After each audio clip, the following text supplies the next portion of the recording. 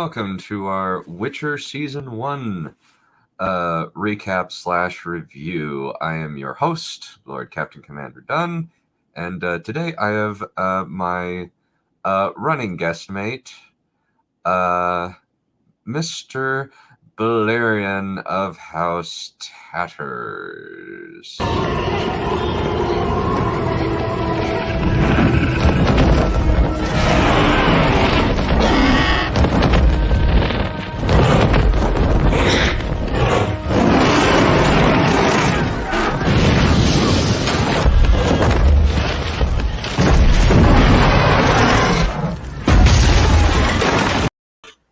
Oh, you got my house right. Pardon me. Mm-hmm. Yeah. Well, I remember it from a long, long time ago in a galaxy far, far away. Oh, long ago. Yeah, and Noms and what is it? Noms and what is it? Noms Green Hands. and Green Hand, yeah. Yeah, I used to have my own gimmick where I would come up with corpse. Now it's just like I don't have that much money to spend for myself since I dump like 90% of my paycheck into the stock market. Pardon me. I accidentally muted this tab. Interesting. Well, we have our other guest for this one. Please welcome. If this was a person, I would strangle it, burn the body, and proudly declare to the world that I had done it, and no jury would convict me. Aw, that's so sweet. Also, with the clip you played for the Count, was Dani supposed to be turned on while her dragon was murdering people? She looked like she was turned on. Well, who wouldn't be? Well, I guess that's true. Yeah. So, full disclosure here, though. I have never read the Witcher books. There are books? Yes. Yeah, there are books and a video game, and a trio of video games that act as sequels to the books. Oh, okay. I know roughly what happens because I watched Word of Wolf's summary of the books. But I barely remember anything.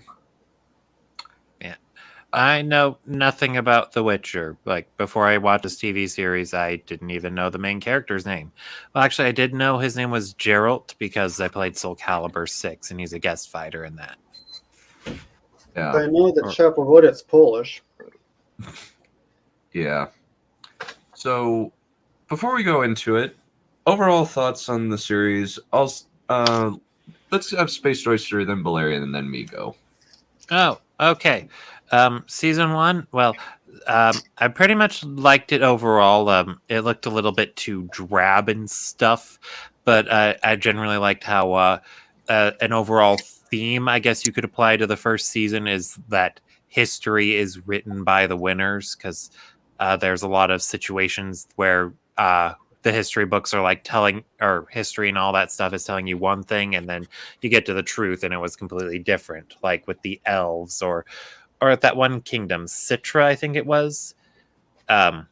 It's since it starts off taking place there and one of the main characters is from there, it's all like, oh, this is a happy place where everything is nice and fun and nice.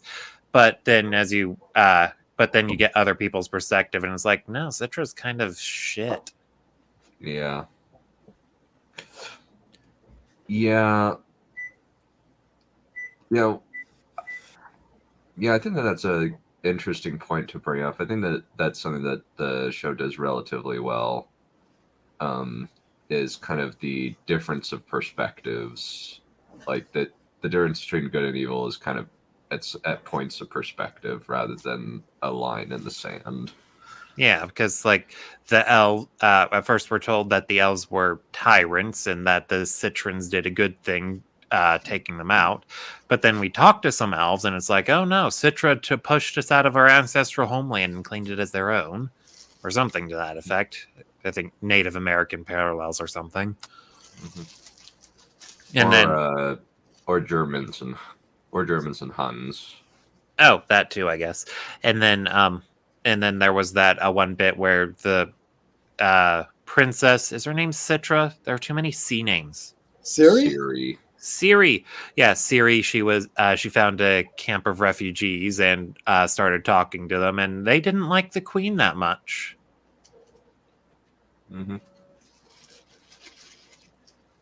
Yeah. Other thoughts? I burst out laughing at the ending when Ciri was running away and Geralt just happened to show up right as she left. I hate it when that happens. Yeah, but and then it basically, with the way it ended, just leaves me wondering, well, now what? Because they found each other, and that was the whole point, or that was the whole thing that the season was leading up to. So now what? Season 2. Yay! Alrighty. Balerion, I think it's your turn. So, let's see. Didn't get the macro bit as well. Here's where I was. On the one hand, I found the way they kept hopping from one perspective to another and a different one timeline from another kind of confusing. So it is very jarring, and you got to be paying very close attention. So I'm not sure that was the best way to handle it, or would it have been better to just do it chronologically.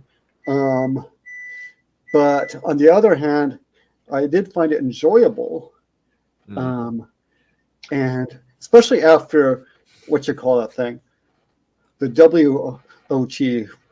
It's the show whose name may not at the moment be mentioned, that show. It was Voldemort. Voldemort, yes. The Voldemort show. Because there are worse shows than Wheel of Time. I just personally hate it. I don't hate it. It just was kind of boring, and it's more engaging. It was more engaging. The Witcher thing was more engaging and entertaining to watch. Not to mention that Yennefer is hot. Yeah. And you get to see her tits a lot, so bonus. No comment. Indeed. The timeline hopping was, I think that could have easily been fixed by just having a timestamp each time they hop timelines. I think that would have been a very easy fix. Yeah, or even something like such and such a number of years later, such and such a number of years earlier. Possibly. I think that just having a date, like whenever it hopped at like the first scene of an episode. Yeah, because with the way that it starts off, if you didn't know that there were two different timelines for each of the main characters' perspectives, then you wouldn't really be able to tell that the stuff Geralt is doing in episode 1 happened years before the stuff that's currently going on with Cinna, or whatever her name is. Ciri. Yeah. I'm just going to call her Princess. Yeah, just call her Princess. Yeah, that works. That works fine. Yeah, I think that one they do give you context clues, but the thing with the context clues is they're actually relatively subtle, and you can miss them. For instance, in episode 1, they have characters in Ciri's story in the future referring to something that Geralt hears via rumor that's happened in the past, if that makes sense. Where basically they talk in the past tense about the battle, and happening that made her famous, made the queen famous, whereas Geralt is hearing about it in the present tense. That's happening. But that isn't exactly definitive, because this is a medieval setting. It takes time for information to travel. So that either confirms Geralt, however you pronounce that, is in the past, or he's just very far away. That is also true. I think that like he's probably like kind of far away, but it's also like he's hearing about something that seems to have happened like somewhere in the vicinity of a year, like a few months to a year, as opposed to like them referring to it in like this happened like 20 years ago. Yeah. Sorry if I'm chatting. Yeah, I'm sorry if I'm interrupting too much. No, it's fine. But that's kind of the thing about it that's kind of weird. That's like it's a little bit better on a second viewing because you kind of know, okay, looking out for these things and paying attention to little bits of dialogue. But yeah, casually viewing The Witcher season 1 is kind of a chore at points, because you need to be the first time I was clued into it was actually episode 3, where they have the king and the future king and his sister who died because of a curse as children, whereas Geralt in Yennefer's storyline, whereas in Geralt's story he's an adult. Yeah. Go for it. That's the incest king, right? Yeah. Yeah. That's the incest king, yeah. Spoiler. Gesundheit. Don't Yeah, mention kind it. of- I mean, thank you. Well, kind of at this point, it's just like we're gonna spoil the whole dang thing, and also like there aren't that many twists, overarching season twists in this show. They die in the end. Oh, sorry. Wait, they did? Oh my goodness. I wish that would happen with Wheel of Time, but we're not gonna get that.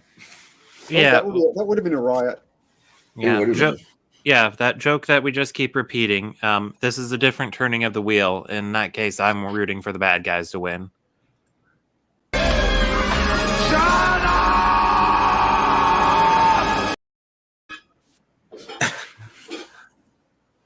Oh, you want that to happen too? What on earth was that? Arnold Schwarzenegger in Jingle All the Way. Oh, okay. How festive.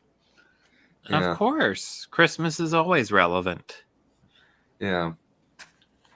But yeah, I find this show relatively enjoyable. I think that I actually liked it better the second time I watched it through, now knowing kind of like what to pay attention to. But yeah, I think that it's kind of like it's very confusing, like you said, Balerion, the first time through. And like you gotta be it actually like much different than a lot of other shows. It actually expects the audience to pay attention to every piece of dialogue that is being said. But the problem with that is it's relating to timeline rather than plot, rather than bits and pieces of foreshadowing for the rest of the plot.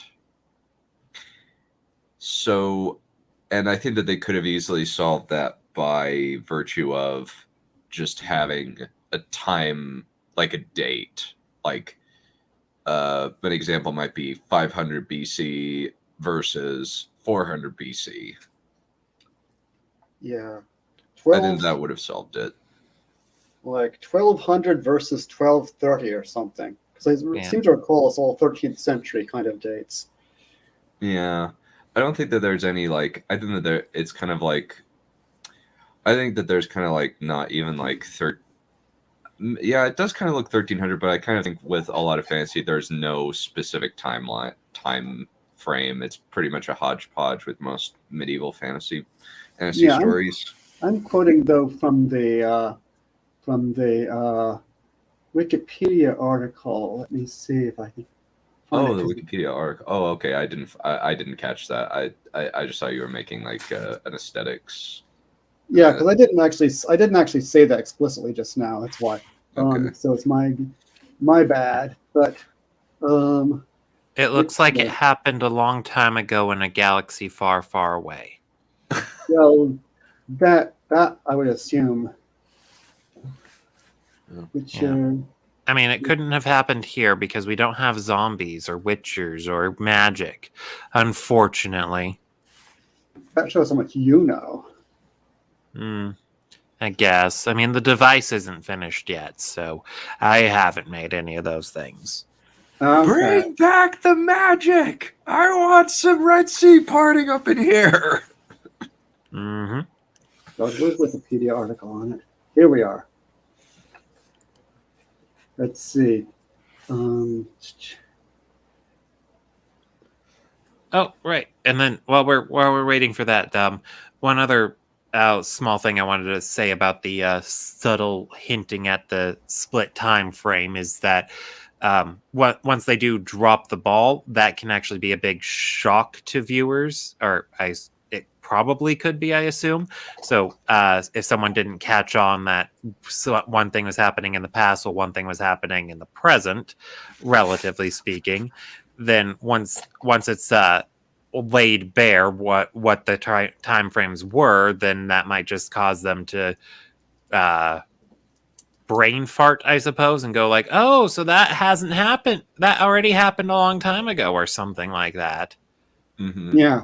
Well, it looks like the dates are all over each other. Episode 1, all over the place. Episode 1 is 1231 or 1263. Episode 2 is 1206 or 1240, etc. Episode 3, 1243, 1263. I don't think you want me to go through the entire thing, but you get the idea. It's yeah, it does seem like I think that basically like they could just come up with an arbitrary date. Yeah, and well, then again, just to counter the point I made earlier, is that since everything that we saw Geralt doing before it's revealed he was in the palace at episode 1, all of that did happen in the past relative to the princess's stuff. So it's not really like it recontextualizes much. No, not really. It just paints Geralt in a more favorable light, since he wasn't off having adventures while this princess he knew about was looking for him. Rather, it highlights that he was doing things. Although, he was in a jail cell, though, trying to get out. And when the siege happened, he managed to get out. But by then, Ciri had to run away. So. Yeah. Did I mention the dialogue is entertaining too? Oh yeah, the dialogue's very well written. I like a lot of the dialogue. Yeah, I like how Geralt's response when something happens that he doesn't really care for is humph. Or fuck. Always a classic. You know. Yep. Very deep. Yeah. Mm-hmm. Yeah. So let's kind of get into. It's mostly going to be me and Space Junk for the first 2 episodes, and then we'll kind of get into the other ones. But kind of the ends beginning, it's basically just your introduction to Geralt. He's a witcher. He hunts monsters, and he's faced with a moral conundrum of this wizard is telling him to kill this girl who was an experiment, but this girl has had a really rough life, and Geralt is forced to kill her. And then when he kills her, he doesn't get paid for doing it. He just gets thrown out and stoned. But she does say something that at the end of the episode, the girl in the woods will be with you always, which, at least for the while, you think he thinks that it's Renfrey because he talks to her in the woods and kind of learns about her backstory. However, in reality, it's Ciri, and a lot of it is focused around Ciri. At least like her beginnings, like kind of as a mischievous like person who likes gambling, doesn't really want to be doesn't want to be at the boring functionary stuff, and kind of like her grandma, who is played by Maggie the Frog from Game of Thrones. Now curse those frogs. Yeah, and like it was kind of the weirdest change where they decided Maggie the Frog isn't ugly anymore. She's kind of hot. Well, she wasn't hot, but she wasn't hideous either. I actually think that like she was actually fairly attractive for a dirty hobo in the woods. Well, that's a good place to start, I guess. Mm-hmm. Where was I? Is that Ciri you're talking about who does all that gambling and stuff? Yeah, she does. She actually does a knucklebone throwing. Yeah. In the first episode. Oh, she has more personality than I thought then. Yeah. Just a bit, but otherwise she's just princess who can scream loudly. Well, yeah. That's useful, but yes. Yeah, and her screaming can cause an earthquake. Oh, wow, cool. Yeah, it only happens in the first episode. She doesn't really scream that much after that. I think she does it once or twice, maybe. Yeah. But otherwise, whenever she uses her magic powers, it always seems to be not her decision. Yeah. Like, she's doing it kind of unconsciously and in an undirected fashion. Mm-hmm. One thing about this Ciri is kind of like that I kind of find frustrating is like she's actually given I think that her best episode is actually episode 1, and then for kind of the rest of it, she's kind of just running around, with the exception of the shapeshifter. Other than that, she is kind of just vaguely trying to find Geralt of Rivia. That is pretty much the extent of her story. Well, yeah, and then her grandmother's dying words to her, the grandmother who loves her so much, were, "Find Geralt of Riviera." She didn't even say, "I love you, princess, whatever your name is." Yeah. Yeah. Shows what a loving grandmother that was. Yeah. Cersei. Yeah, exactly. Cersei Lannister. Cersei, I mean Ciri. I mean Cersei. Wouldn't it be alright if she did grow up to be Cersei? That would be kind of hilarious, but also impossible because Lena Headey and Ciri have I think it's Anya Taylor. Let me actually see. They have different birthdays. Freya Allen do not look like similar at all. Well, I don't have to look similar. It's just the power of TV magic. You just say that they're related, and they are. Well, maybe she got cursed or something. Yeah, by a blind hobo. Okay. Oh wow, Anya Chalotra is only 25. She's younger than me. Oh my gosh. Who is? Anya Chalotra, the lady playing Yennefer, is younger than me. What, the hot lady? Yeah, she's 25. I'm 20. I just barely turned 26. Whoa, I'm a complete creepo. Yeah. Yeah. No comment. At least Bridget Regan from Kaelin from Legend of the Seeker, she's 39 right now. So it's like she's like 13 years older than me. I had no idea that Anya Chalotra was like almost exactly my age. Like she's only like 6. I think like since I was born in December of 1995, she was July of 1996. Yeah, I So- thought she was actual grown up. What is grown up to you exactly? Hey, 30? she's not. She is very legal. She's not barely legal. Well, she's legal. Yeah, she is legal. We can take comfort from that. Yeah, she is young enough to be your daughter. Yes. She's young enough to be my daughter, which makes it a little creepy. But okay. Yeah. Yeah, I thought that she was 35. I had no idea that she was like 6 months younger than me. That's actually really crazy. Yeah, 45 is grown up. Yeah. Yeah. But that's kind of like main thing from main plot. Like a lot of these episodes are very easy to summarize because Yeah. most of them function around Geralt has this little side quest that needs to overcome, and Ciri is running from the Nilf Guardians who have just taken over her kingdom. Yeah.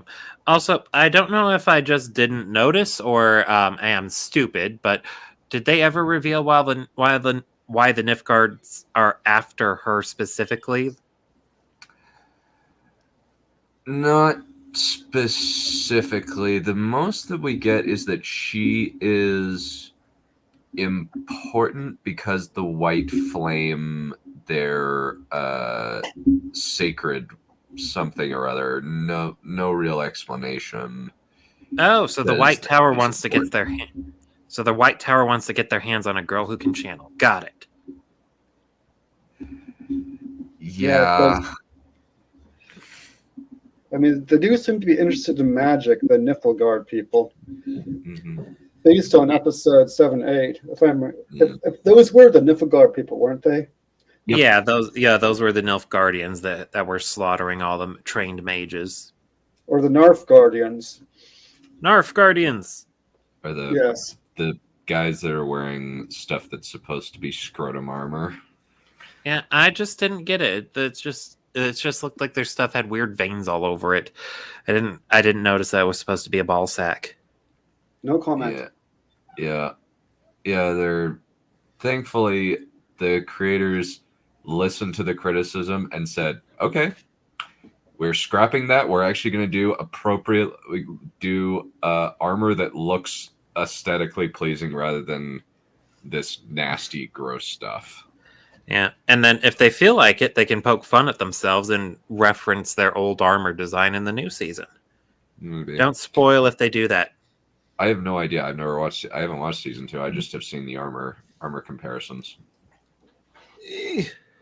So I couldn't spoil anything if I wanted to. And the only things that I'm aware of are kind of like that they kind of white-faced the actress who plays Trish a little bit.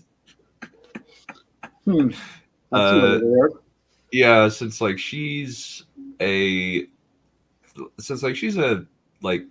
decently attractive black actress, they put her in some pale makeup, and it just looks kind of weird based on the photos I've seen. It just looks strange.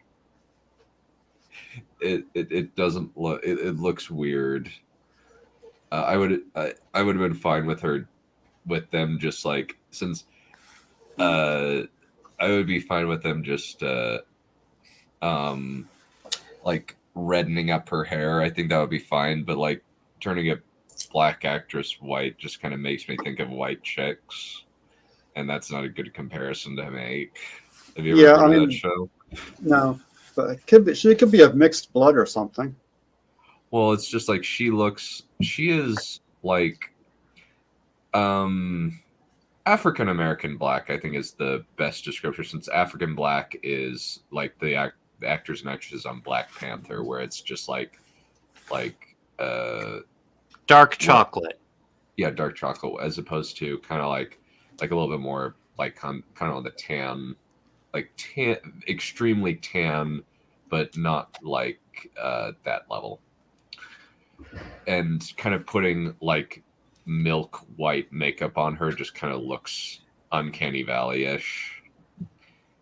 But basically, like, the reason why I say white chicks is basically because they put a pair of black men in white lady and made them look like white ladies, and it Did you looks say- really weird. Did you say black men, white ladies? Yeah. Yep. Oh. White Okay. chicks is about cross dressers. Yeah. Okay. Yeah. Yeah, Okay. I think it's like a pair of like black cops going undercover as white girls as white college girls. Okay. Like Tootsie, but not. Yeah. I think so. I've never heard of Tootsie. Oh, you don't? The guy who disguises it was a big hit in the 80s, I think. A chap disguises as a lady actress to prove that actresses have a better deal than actors or something, and then it kind of explodes in his face, but he falls in love with one of the actresses anyway, and blah, blah, blah, blah, blah. And of course, there's a big reveal at the end. Revelation at the end. Huh. Okay. But yeah, it used to be a big thing in the 80s, that film. I just remembered it now, weirdly. But yes. Yeah. So, kind of after the episode, so with episode 2, we get the Yennefer's introduction, who's even further back in time than Geralt, which you don't actually figure out until episode 3 because they don't give you any context clues because she's so isolated. Yeah. So, actually, funny thing about foreshadowing that I didn't realize until I think near the end of episode 2, but when Yennefer does her very first teleport, she had those flowers she wanted to give to that young couple. And so that she probably used those flowers to fuel her teleport. Or maybe she even killed them. Possibly, yeah. But it was most likely the flowers. Yeah. Yeah, in this one we actually get like more of the metaphysics where we kind of figure out, okay, so this is how the magic works. It kind of works on the idea of the law of equivalent exchange. Yes, matter can neither be created or destroyed. So they kind of have to figure out, okay, let's like kind of use a crutch of trying to pull magic from something else until we can figure out how to use more of the chaos energy ourselves, but we need a crutch or else our hands will turn decrepit and gross and unusable. Which is always a good time. But with this one, it's kind of like Ciri, like Geralt mostly, like this is kind of feels kind of fillery in a lot of ways because it's basically just Geralt solves a elf dispute, a problem with an elf who's a satyr who's been stealing food. Oh yeah, I And, forgot about elves. that. Yeah. It's not very memorable. The main thing of like relevance that comes out of it is he meets Jeskir, which means dandelion in Polish.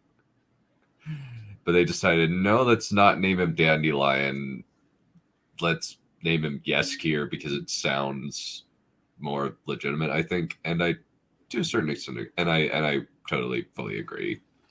Well, I mean, it's like Ryu is. I've heard that's Japanese for dragon. So, what sounds more exotic, dragon or Ryu? Yeah, but I do think that like Yennefer's story in this episode is kind of the most compelling because Ciri's just kind of running around, kind of like just shacks up very briefly with a refugee camp before running away with our friend Chatterbox, the elf. Yeah, very quiet boy. Yeah, that's pretty much the extent of it. But I think like the thing about Yennefer is like she's a poor deformed girl who is very both vulnerable and ambitious. I think like one of the first things she tries to commit suicide. when she gets sold to the magic school, like, but she doesn't do it properly, and she gets healed before she can kill herself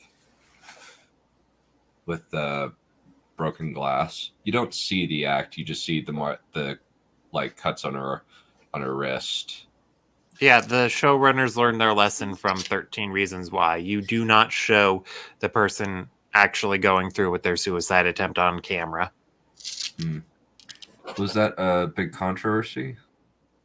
I think so. It's like I think there's this one group that are not sure if it's a group or if it's like the official movie people things or whatever, but that is one of those rules that 13 Reasons Why really broke, is that you're not you do not show someone you do not show how someone actually goes through with their suicide or attempted suicide, and you also don't try to portray them as coming out on top, more or less, because then that encourages youngsters, particularly those who are in a similar vulnerable mind state, to be like, oh, I'll do the same thing and things will turn out good for me. And they don't, because you're dead. Kind of in the same way that unless it's an NC-17 or X/X rated thing, you cannot show the act of sex between actors. Yeah, I think. Yeah, basically something along the lines of that. Yeah, only for a even stronger reason. Yeah, much stronger reason. You don't want to show this sex act because you don't want actual pornography on screen. Yeah, but I mean, for a much better, stronger reason not to have people committing suicide on screen. Yeah. Because people do commit copycat suicides. It does happen, or it has happened anyway. Yeah. If I remember the news correctly, there was actually a spike of suicide attempts after 13 Reasons Why season finale aired. Yep, it goes back all the way to the 18th century. There was this chap in the novel who killed himself, and then a whole bunch of people did a bunch of copycat suicides. It became really fashionable for a while. Yeah, well, fashionable, and the only way that sort of thing could be. But anyway, Yes. let's not talk about that, and let's just keep talking about Yennefer. When the teacher lady healed her up and stopped her from killing herself, Yennefer was like, "It would have been a decision I get to make for once." Yeah, it's very much in the kind of thing. This person feels very powerless, and finally, when she starts learning how to use magic, she feels that power and doesn't want to let it go. Yeah, and she also makes some very well, I don't know if that was episode 2. No, it's not episode 2. It would be in a later episode, but it eventually causes her to make some poor decisions that she greatly regrets as time goes on. Yeah. Yeah, episode 2 and 3 is very much a pair episode for our girl Yennefer. It's kind of like 2 and 3 is her origin story, where I actually think that, like, out of all of the actors on the show, Anya Chalotra actually does the most impressive job, because like she has a lot that she has to work through, especially in episodes 2 and 3, where she kind of has to. Since Anya Chalotra is a really, really pretty woman,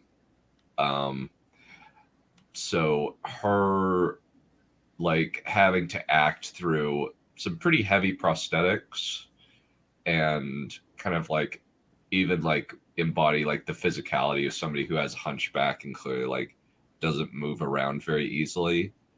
And then kind of when she kind of gets her fabulous makeover and kind of like portrays like somebody who's a lot more confident but also more cynical, I think that's a very, very impressive range that she has just in the show alone.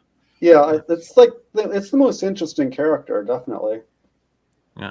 Also, we're not sure if I was supposed to draw this conclusion, but are we supposed? Is Yennefer supposed to come across as a little bit dim early on?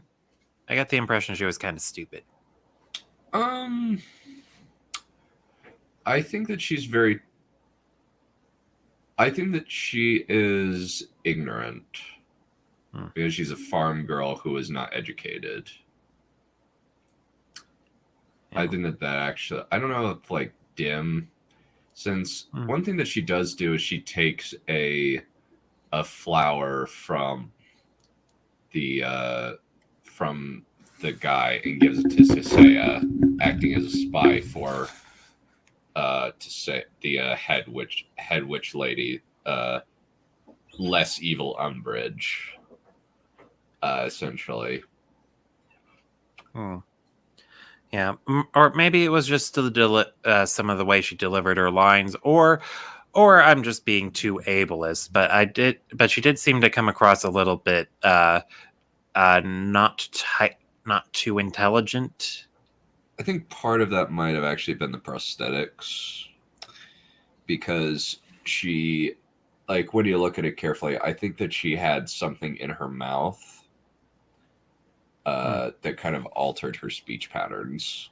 Well, I think if I remember correctly, she managed to maintain that same accent even after the prosthetics were off. So, yeah, I'm not entirely sure what's going on. I'm rambling too much.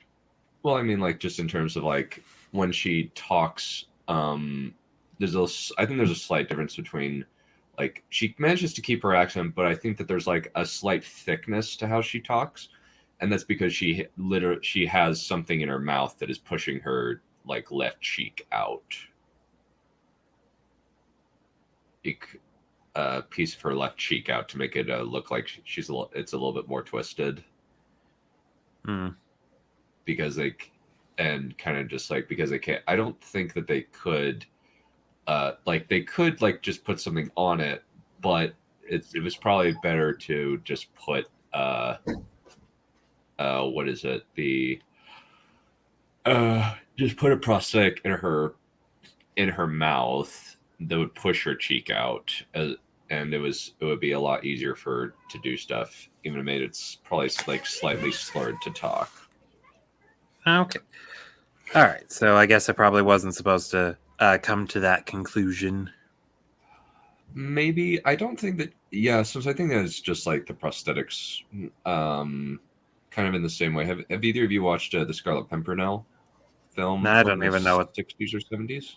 No, I don't even know what that is. I know who it is, but I haven't watched it. Well, basically, one of the disguises that a guy does in order to kind of make it seem like he is kind of a numpty is he puts cloth in his mouth and speaks around the cloth. And then kind of the magic trick that he shows, when he takes the cloth out of his cheeks, where he's been storing it almost like a chipmunk stores nuts, like he goes from "You want to see our little secret" to, "Well, that's my. Oh, come on, we better get out of here before the French come." So, ooh, so that's kind of a thing that was very clever that happened. And it's always better to pull out before the French come. He was rescuing the aristocrats from the terror. Yeah. I think we maybe should watch that movie. It's got Gandalf as Chauvelin. It would be nice to see a younger Ian McKellen. I pretty much only know him as Gandalf, more or less. That's all I know him as, full stop. He was Richard III and King Lear. Well, didn't he do more stage acting than movie, though? He's done a lot of things. Like, I know he was a voice on the Golden Compass movie, replacing the guy who played Zarazone Daxos for reasons that I, to this day, have no idea why. That movie's a mess. Yeah. But with Betrayer Moon is kind of is Geralt. I think that this is like an interesting mystery that I think like they do a good job with, because they slowly reveal what exactly went on between the king and his sister. Oh, incest. Yeah. Okay, And- this is that episode. Yeah. And the idea that, and also like Geralt like saying, like, I am like going to do the right thing. Yeah, because wasn't he hired by the miners to kill whatever the monster was? But as he did his research and figured out exactly what the monster was, he's like, yeah, this is a little girl. I don't want to kill her. Yeah. And also like Triss helps him out and kind of like gives him some information and gives him all the money. And I think also like kind of revealing that it was the Grand Vizier the whole time. The Grand Vizier. Such an auspicious title. Mm-hmm. Who was the Grand Vizier the whole time? I'm sorry. He was the guy that made the curse happen. Oh, On, the little that girl. cursed the incest girl. Okay, Yeah. not that it was her fault, mind you. She didn't know. Yeah. He just like felt like he was being cucked by her own brother. Like since he was like, if I can't have her, you can't. Nobody can. Which is always a great attitude to have. It always works out and never backfires. Well, of course not. Yeah. And Geralt manages to cure the little girl, who actually like scratches him and bites him. Yeah, doesn't she bite him on the neck? Yeah, I think she like swipes him on the neck while she's in the middle of transforming, while she still has claw fingers, and slices open his neck, and he has to spend a little bit recovering. Which is always a good time. Yeah. But while this is, in the Yennefer storyline, she's getting like finishing up graduating from magic school as a sorceress. And Unlike Harry Potter, she has career prospects. Yeah. Well, technically, Harry Potter becomes a policeman, magic policeman after Hogwarts. So. Yeah, which was one of his two options, that or teach. Yeah, true. So not many options if you're magic, is it? Pretty much. But that, I guess you could just attribute that to poor world building on JK's part. Oh, wait, no, I forgot. You could also be a researcher. Or the fact that you can work at a desk job at the Ministry of Magic. Yeah, you could be a secretary. We always need someone to deal with Karens, even in Magic Land. There's a hospital too. So. Well, yeah, but do you he really would suck at it? He would suck at it. Do you really need a hospital when you can just magic everything away? Well, that's specifically like there are magic people that specifically focus on magicking things away, because the only person who's kind of semi-Mary Sue Hermione, and who's pretty much good at nearly everything. She just doesn't have that many friends, and it's because of that. Yeah. Sorry about the tangent. Anyway, so Yennefer graduates from Magic College, and she's they were initially going to have her become a mage assistant to Nilfgaard, but Yennefer didn't want to go to Nilfgaard. She wanted to go to this other place that I forgot the name of. Aiden. Yeah, so she traded her baby making parts to make herself pretty, and then she wooed the king, and that's how she got in. Yeah. Yeah, and that's pretty much the extent of Betrayer Mode. I kind of am actually like finding this. They're they may be 45 minutes long, but they're very, very easy to summarize. Yeah, well, they have lots of character building moments, so the plot takes its sweet time, but it also doesn't feel like it's wasting yours. Yeah. And Hmm. kind of what's going on if apart from the timelines, you can usually get a sort of a story for each episode. Mm. Yeah, most of it's kind of like, like Yennefer feels like it's a continuing storyline, but at least like there's kind of like conflicts, individualized conflicts with each episode, which I think is something that, kind of comparing this to Wheel of Time, Wheel of Time does not feel like each episode has a conflict for each of the characters to overcome, really. That's like clear and end kind of. With Wheel of Time, the fact that the conflicts do not necessarily further the plot and necessarily further characters' conflict, or even that the characters really overcome the problem. Mostly they just kind of run away from them or have another character fix it, is a major problem with that show. Whereas with this, each episode's conflict doesn't necessarily further the plot, but the characters themselves are working to overcome and fix the problem, if that makes sense. Yeah, the characters are being proactive in The Witcher. So when Geralt learns about another Witcher who supposedly welched on a job, he figures out who hired him and offers to do the job, and to get paid afterwards. So that way, they're not spending even more money on a Witcher when they already distrust Witchers after the last one. Then he does research, figures out what he's dealing with, and figures out how to stop it and all the fun stuff. Mm-hmm. And Yennefer, with her magic training, I think we see her. Well, in episode 2, it's all about how she doesn't measure up to the other girls, but then it turns out that she's actually one of the better ones in her class, and that the girls she felt inadequate towards were just being turned into fuel. Why did they do that anyway? What, turn it to fuel? What? Those Yeah, are they turn into eels that are used to fuel the magic city, because they're just not good enough.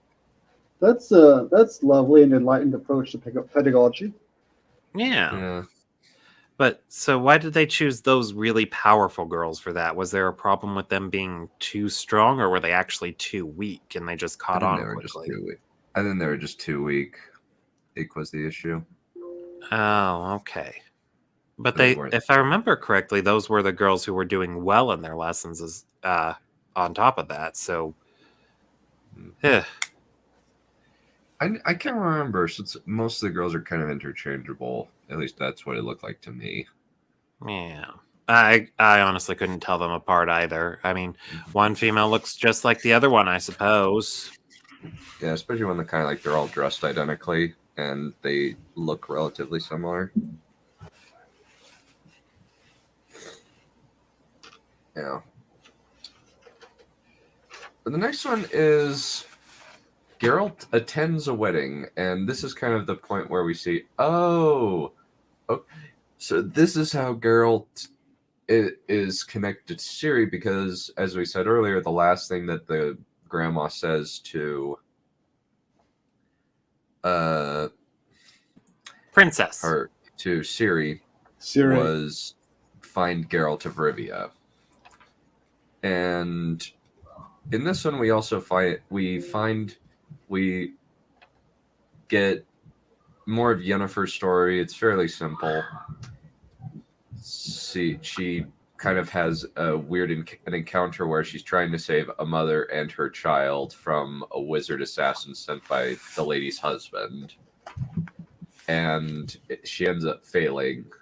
And from there, her wanting to kind of get back aspects of the ability to have a child. I remember that wizard assassin bit was funny because Yennefer kept teleporting them away, and the wizard kept following on them. And then at one point, the princess with the babies, yelling at Yennefer and putting her down, and then Yennefer just nopes out and leaves the girl behind. Mhm. Then she Okay, comes. yeah, Then she comes back for the baby. Only to have the baby get his throat sliced, and it's just like, dang, show, that's ballsy. Killing a Yeah. baby that's fairly ballsy. yep. She was carrying the baby around, and she was saying depressing things to the baby. Like, that was after the baby died. She's like, "Well, it's too bad you died, but on the whole, it's a good thing because you're a girl, and being a girl stinks." Mhm. Yeah. So, kind of a downer. Yeah. Like, I wouldn't want Yennefer to be my my nurse or my Life coach. babysitter. Yeah. Yeah, Life coach. and then from all of that, that's how we're supposed to, or that basically starts her desire to become, to want to become a parent, more or less. Mhm. Which, don't give this one a child. She will not be a good parent. Ugh. Yeah, but we also learned in this episode that Yennefer really hated playing politics. Mm. Yeah. Although, to be fair, I don't remember how long she'd been at it at that point. It's probably somewhere in the vicinity of like 20 years. Mm. It's a long time. And while this is going on, Ciri finds her way to an elven forest. And they give her a lie detector thing that doesn't have any effect on her because she's specially magic. And that's pretty much. And the Nilfgaardians send a shape-shifting guy to go grab her. That's the main thing. The main centerpiece of this episode is Geralt and Yennefer attend a wedding, and it has the great joke of Yennefer saying, "I have banged pretty much every man's wife in the room, and I need you to protect me." Oh, this is the one with the comic relief and then the wedding from hell. Yeah. So they attend a wedding, and Yennefer seems to think that he's going to be like the main attraction because he was hired to perform. So he wants Geralt to come along to protect him from the angry husbands. But because Geralt is good friends with the queen, he ends up being like a guest of honor, an impromptu guest of honor. And everyone Mhm. keeps asking why he's dressed funny. Yeah. Yeah, they say, "You won't be recognized," and immediately he's recognized. Oh, and the queen comes in looking like grunge. Yeah. Yeah, I think that was that like her coming home from that battle that made her famous, or was it just another battle that she did? It was just another battle. Oh, she seems quite bloodthirsty. Yeah, she kind of is, yeah. She's called the Lioness of Sintra. Just because that's the sigil of Sintra, and also she's fairly blood hungry. The one thing that's kind of makes things turn odd is when Hedgehog Man comes in. A little odd, yes. That segment was a little odd. Yeah, where apparently her daughter is down for furries.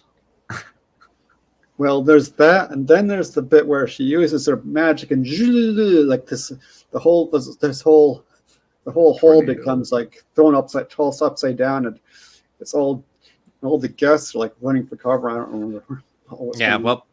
But before that, the queen saw the furry guy and she was like, "Kill him!" And Geralt was like, "You don't have to kill him. He's just cursed." And whereas the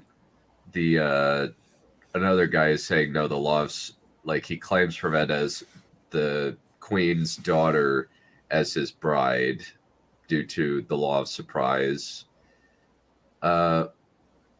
which is basically just a since you saved his life, saved somebody's life,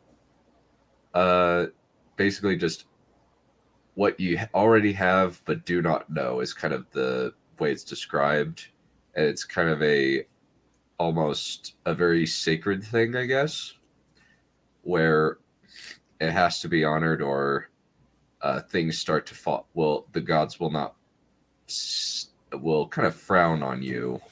Basically, you'll get cursed if you don't go along with it. Yeah. When a god frowns, everybody dies. Yep. Yeah. Always bad news. Keep the gods happy. Yeah, that's why the Mayans kept sacrificing people. Yeah. Pretty much. Yep. The gods found that entertaining. Same It's a with riot. Molech. Same with Molech and Baal. It's a riot. There's Yeah. no party like a human sacrifice party. Yeah. The Molech is pretty much the worst out of all of them, aside from maybe Tezcatlipoca. Tezcatlipoca is pretty awful, like as gods go.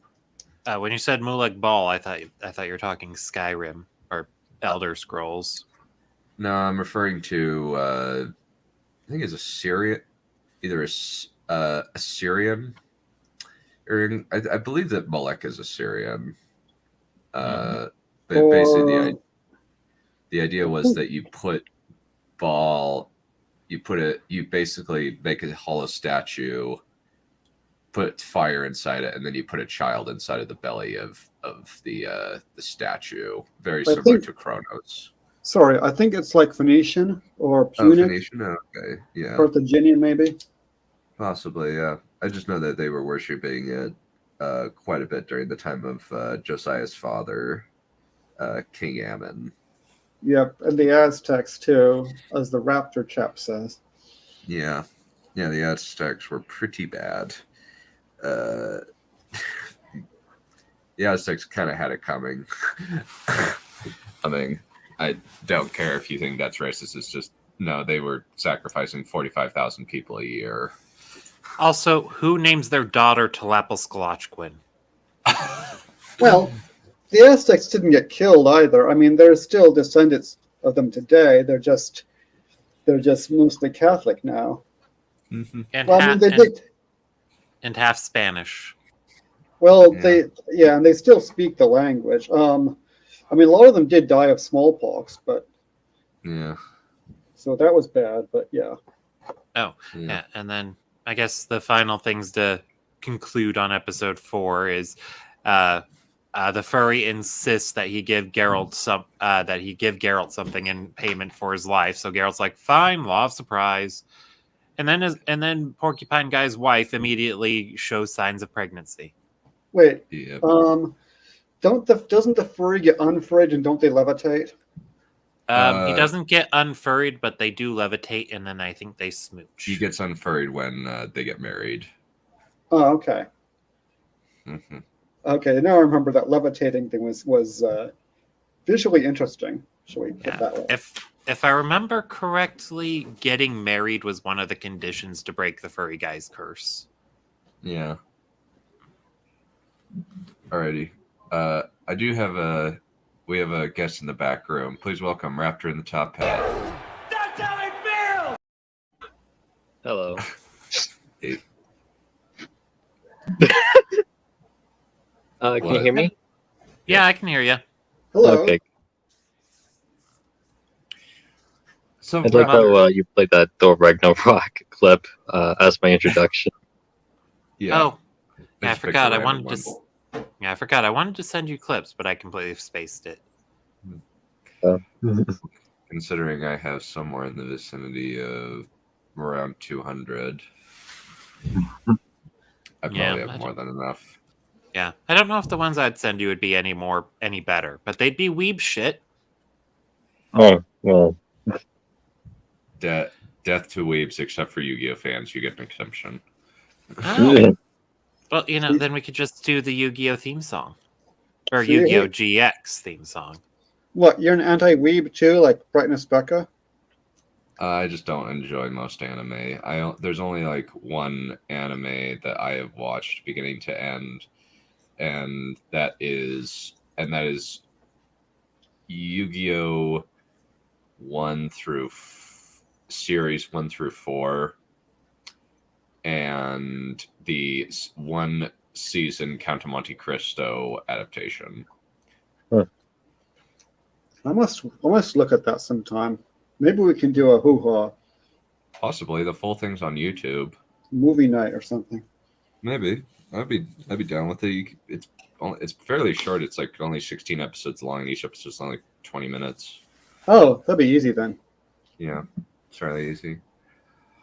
But yeah, that's pretty much the extent of what happens in episode 4. Raptor, you haven't read the books, right?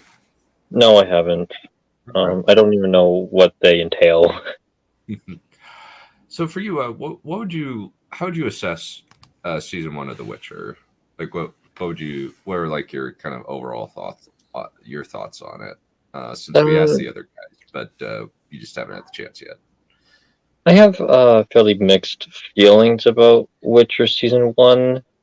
I enjoy Geralt's character arc the most, probably because it's a little bit more defined than the others. But I guess like my main thing that I didn't really enjoy about it is the fact that it was a bit more. It kind of felt like an anthology in a sense, like how the episodes went with stuff between conflicts, which is fine, but I'm not that interested in those kind of those kind of TV shows. But yeah.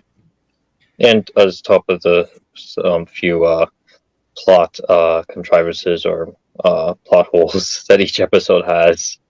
So yeah, and then like some of the stuff with Yennefer, at least like with kind of her origins, are kind of not very well put forward. Yeah, like kind of some of her motivations are kind of thin.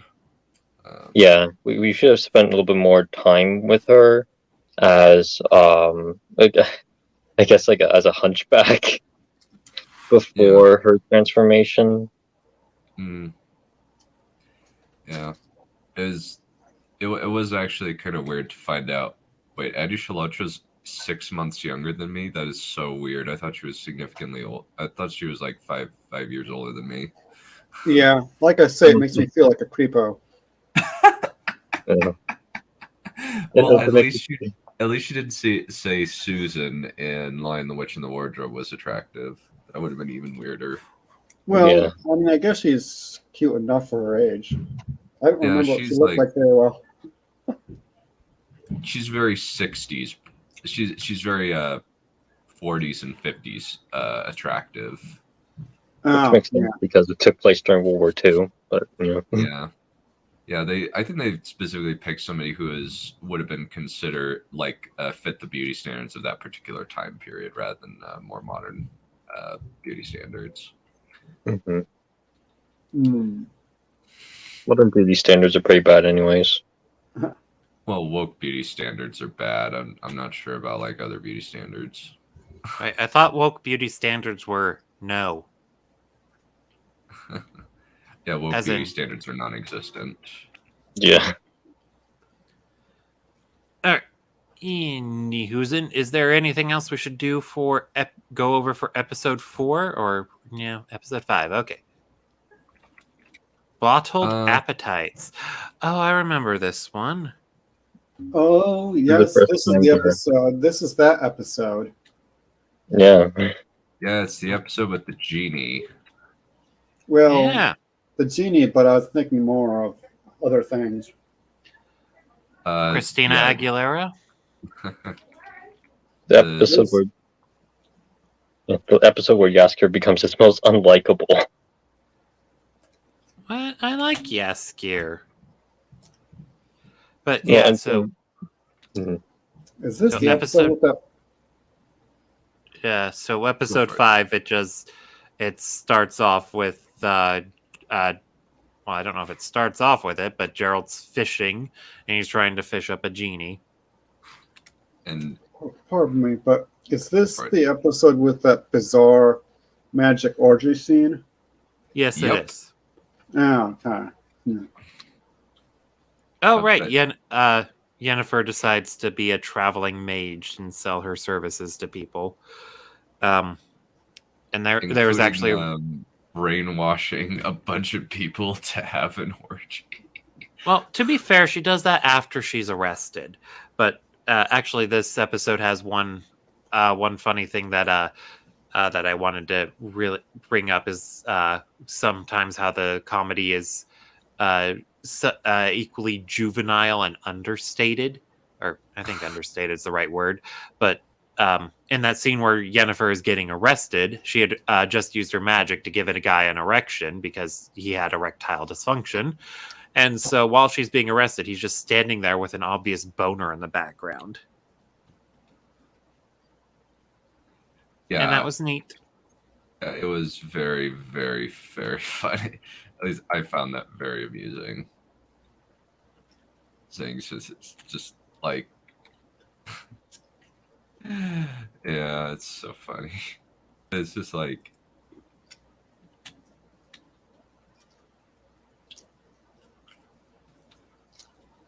So this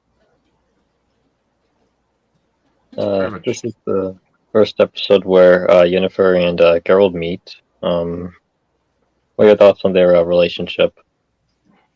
it's clearly extremely unhealthy. Yeah. And then they bleep. Oh, I believe you have a clip for that. I know. I need to find it. I think it's oh, there. And then they fuck. Yes.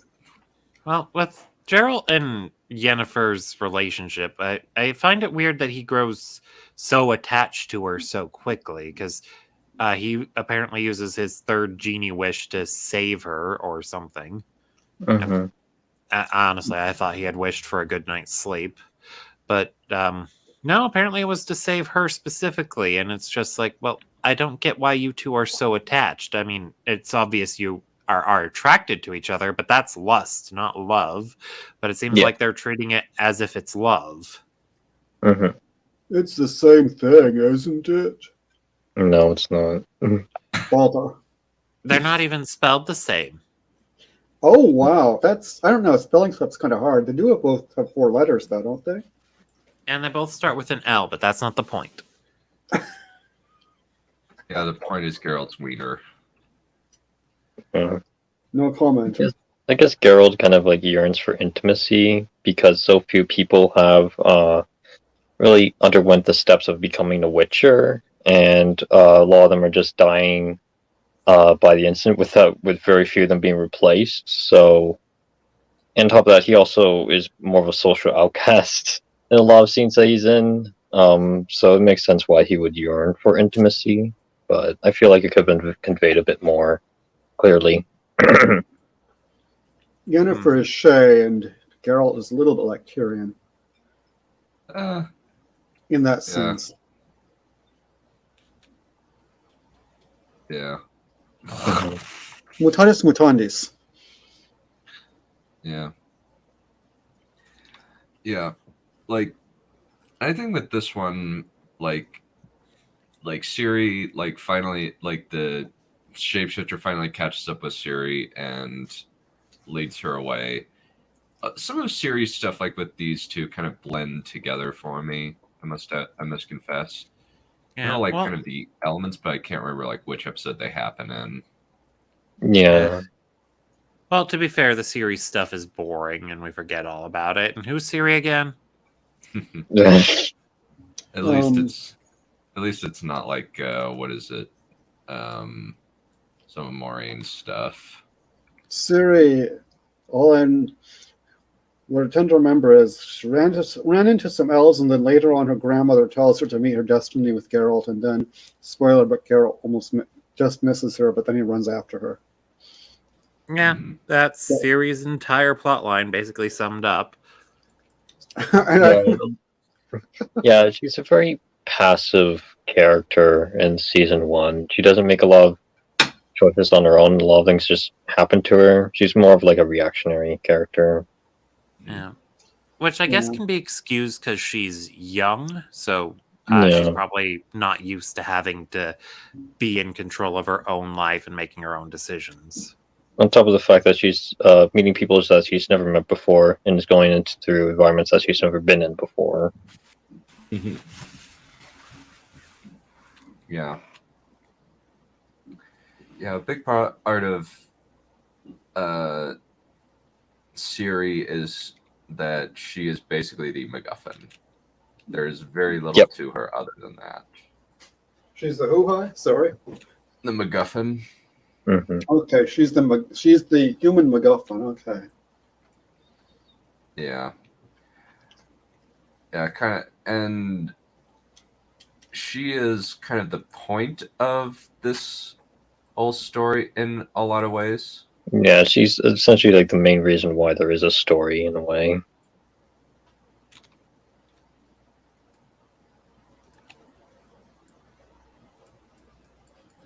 Yeah, she's just there because she has to be there, and we need. I don't know. Do we really need her? Like, honestly. I Yeah, thought we the do. point of this. Balerion first, we- and then Sorry, I was just going to say. I thought the point of the story was that Yennefer was hot. Well, if we go back to the if we go back a little bit, the point is obviously Geralt's dick. Right, but Raptor was going to say something. Sorry. And yeah, it's okay. No, she does become a lot more important in season 2, but in season 1, she's very passive. Well, I guess to be fair, I guess she is necessary because all we really know about her is that she is tied to Geralt, and it's because of the law of surprise, which must be honored, or the gods will frown. Indeed. yeah. And a frowning god is not a happy god. With the genie, like, we think that it's Yeskir who got the wishes, and the genie is just a bit of a dick. But it turns out that no, Geralt had it, and you get the 3 wishes, and each wish is marked by a cut appearing on his arm. It's actually very clever and subtle. Yeah, especially since the first wish was, "I wish you would shut up," and then the genie gives Yeskir a magical curse that causes his neck to inflate, and then that's how Geralt, or that's why Geralt tracks down Yennefer. He decides to get Yeskir cured because he thinks the genie was just being a dick. Since Yeskir says a lot of vows, including like that the Countess X will fall madly in love with me. Yeah. Also, the implication was Geralt was hunting for the genie because he wants a good night's sleep. That or he wanted to use the genie to get out of the law of surprise. I choose to believe he wanted sleep, though. Sleep is much more important. Well, the reason why he was restless was because of the law of surprise was dawning on him.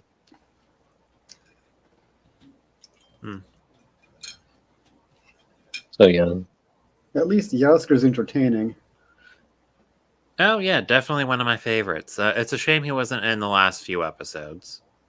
Yeah, it might have helped episodes 7 and 8. Well, but then again, there wouldn't have been much for Yeskir to do while Geralt was unconscious or fighting zombies.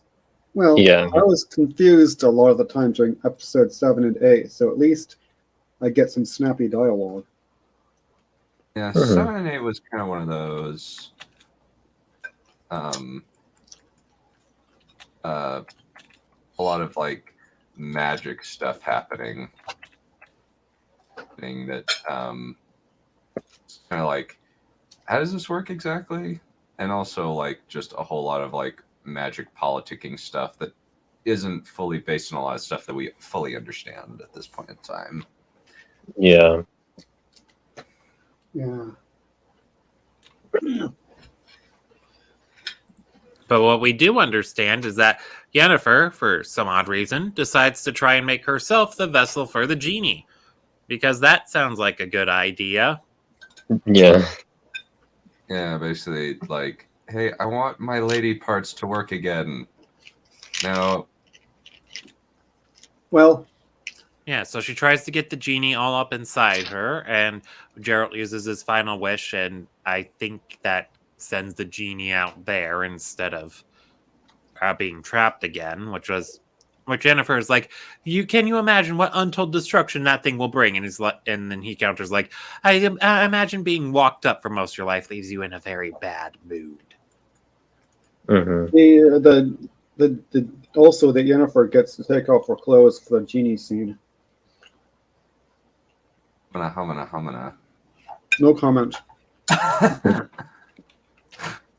Well, yeah, there's that too, I guess, if you're into that sort of thing. And then Geralt and Yennefer bone. And I think that one guy gets upset because he wanted to get into Yennefer's pants, but Geralt beat him to it. Mm-hmm. Whoever that one guy was, I already forgot. He's an elf of some sort. Yeah, the elf boy. He was like a historian. / medic chap. Hmm.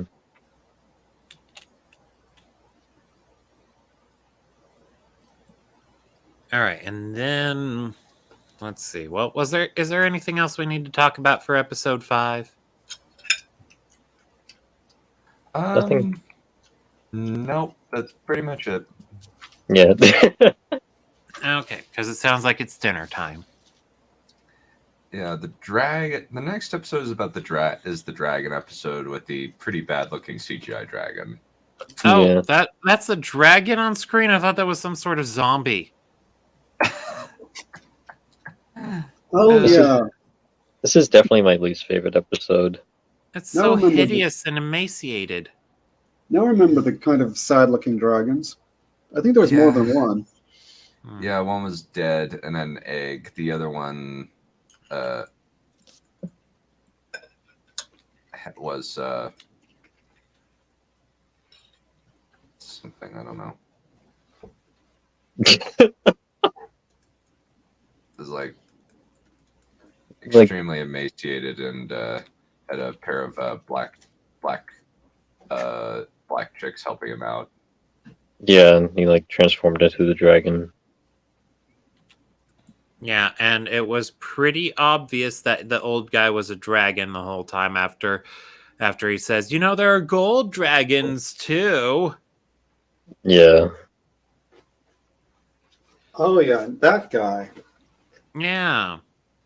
Well, that, or at least it became obvious that he wanted to help the dragon he was supposedly hunting. One or the other, but he turned out to be the dragon, so there you go. Yeah. We figured it out, boys. Wheel of Time Season 1 answered. This guy, whatever his name was the dragon the whole time. No wonder he's got more characterization than anybody pretty much in the Wheel of Time show. Yeah, we can't spoil the surprise. Or properly set it up, for that matter. Oh, setup doesn't exist anyway.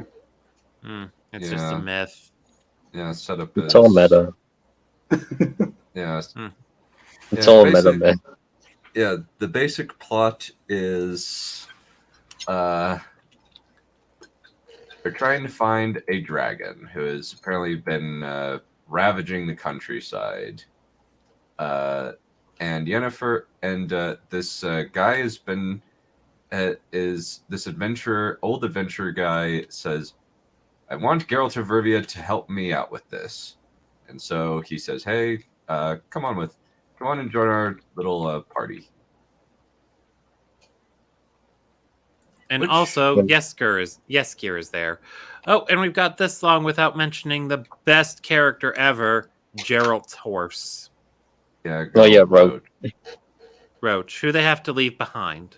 Oh no! Yeah. You know what would be a fun movie to watch for a movie night? The only reason why I say that is because the main character has a very strange, like, shape-shifting dog horse thing. Oh, the never-ending story? No, Winter's Tale. With demon face Will Smith as Satan, and a whole lot of weird stuff. It doesn't make any sense. Yeah. But with this one, it's basically just Dragon Hunt. I think like at this point, like finally, like Ciri, like get the shapeshifter guy reveals himself because Silver, he has a Silver vulnerability, and she takes advantage of that. Well, he revealed himself because he got bored of the charade. Yeah. And Chatterbox was asking too many relevant questions. And, as a modern day film critic, the shapeshifter really hated good questions. So he just like, I'm a shapeshifter. I'm kidnapping you. Let's go. And then Silver. And then he kidnapped her anyway, because you can't outrun a shapeshifter. Bother. What? I said bother. Bother. And then the shapeshifter figures out what Ciri really is, or princess or whatever. So he returns to his employer, I think pretending to be Ciri, transforms into his employer dude himself. And he's like, you didn't tell me what she was, and then tries to murder said employer. Mm.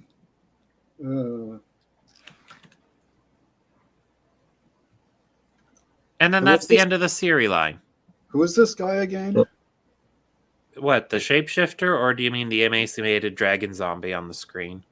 The shapeshifter. He's just a shapeshifter. Just a rando? Yeah. Yeah, he was the shapeshifter that pretended to be the mage that helped Ciri in episode 1. But he's not the same as the dragon chap. No. No, the dragon is his own dude. Apparently, Geralt got really attached to the old dude after knowing him for a few days. Or 30 minutes or not even 30 minutes. 15 minutes in TV show time. This is a touching moment in the story. Yeah. This is my favorite part. But yeah, and then all the stuff with the shapeshifter, that pretty much rounds out Ciri's thing. I mean, Chatterbox shows up and frees Ciri from the tree, and then the tree she was tied up to, and then he just abandons her in the woods anyway because he was tired of dealing with her stuff. What? Yeah. Chatterbox is kind of a dick. Yeah, a little bit. Dara must die.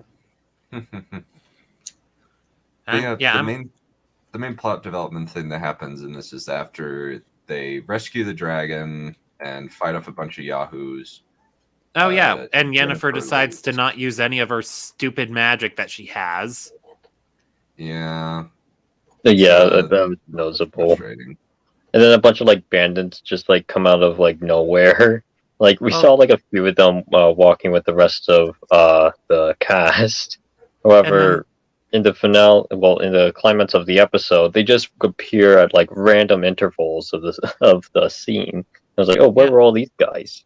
Well, they picked up more members as they traveled through the vast empty wilderness with no one else in it. Makes perfect sense if you don't think about it. I don't see the problem. Yeah, we got to see Yennefer fighting with a sword instead of her magic. I will die on that hill. Oh, I think it was dumb as well. I thought the entire fight team was definitely the worst of the series. Yeah, and it also gets dumber when you remember that there's a dragon in the cave that they're protecting, and the dragon can breathe fire. Yeah, he can protect himself. And I don't really know how strong Witcher dragons are, like if their scales repel swords or whatever, but he can at least breathe fire. Help out a little bit here. Yeah. What a freeloader. Indeed. No wonder why he posed as an old man. He got everyone else to do his job for him. Yeah. He makes me sick. Yeah, I do have to say though, some of the jokes in this are very, very amusing. Like when the guy eats the emaciated, hideous, eye looking thing. Oh yeah. Like, and he's like, and like he just starts getting like horrible diarrhea from it. Mm-hmm. Apparently, the dragon's name is Villentratenmerth. No.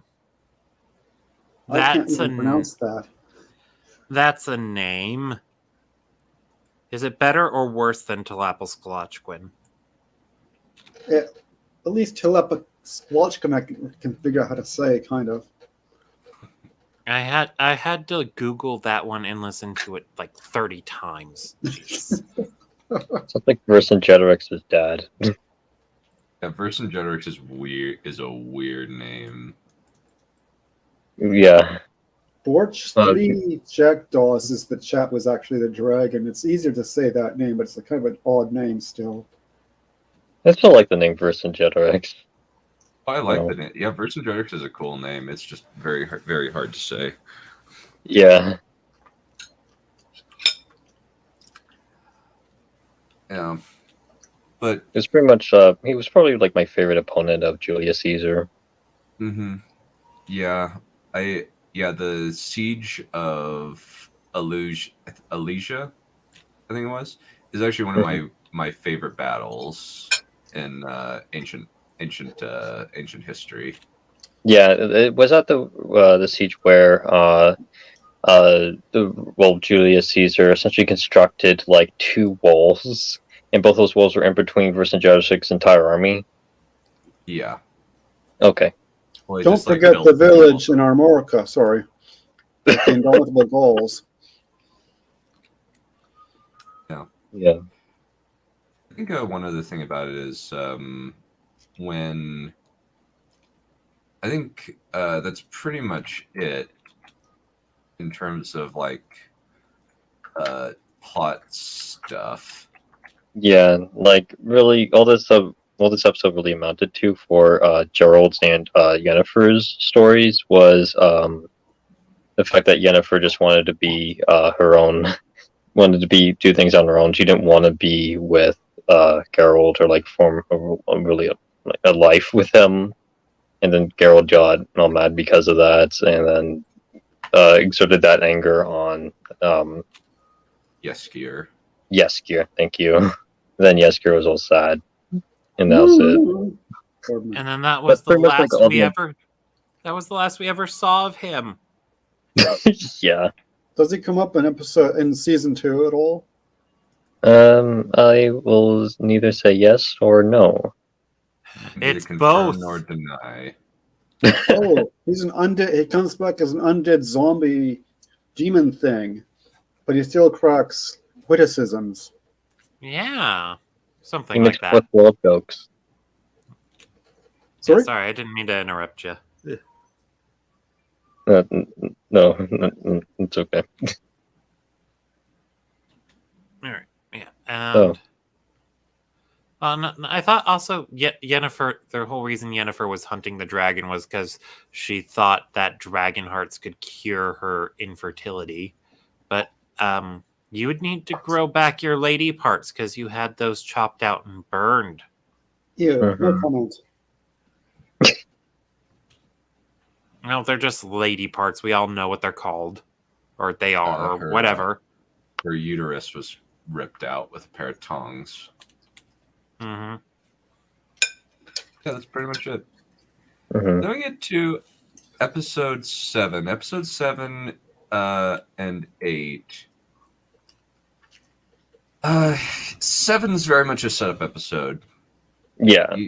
Where you kind of see the mages kind of slowly gathering together for the fight against Nilfgaard, because they see that Nilfgaard's bad news at this point, since they just barely destroyed Sintra.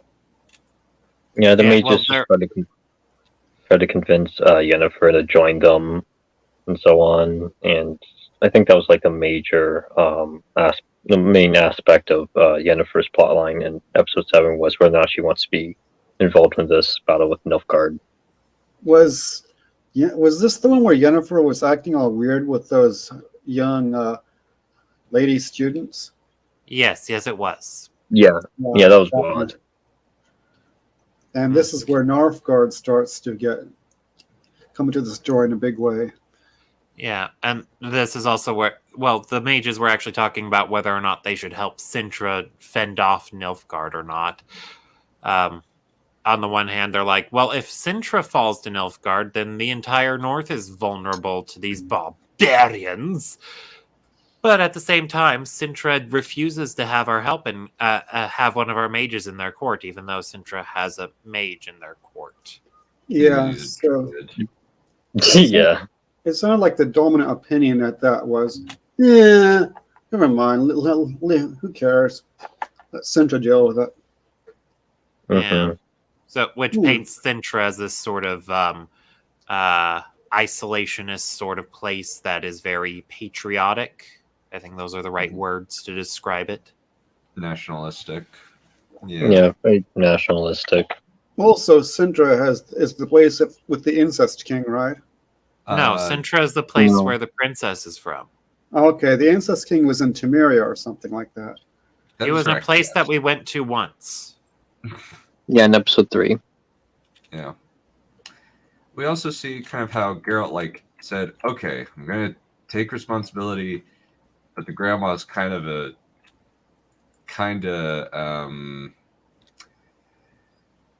not smart about it and tries to lie to him.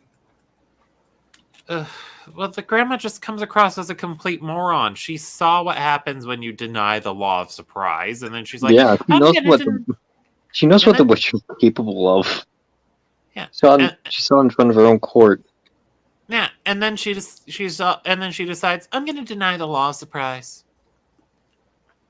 because I don't like you anymore, or something. I don't know. Extremely petty. Yeah, so she got another woman to hand over her own daughter, so that way she could pass that little girl off as the princess. And then Geralt was like, "I'm not falling for that bitch. Where's the real one?"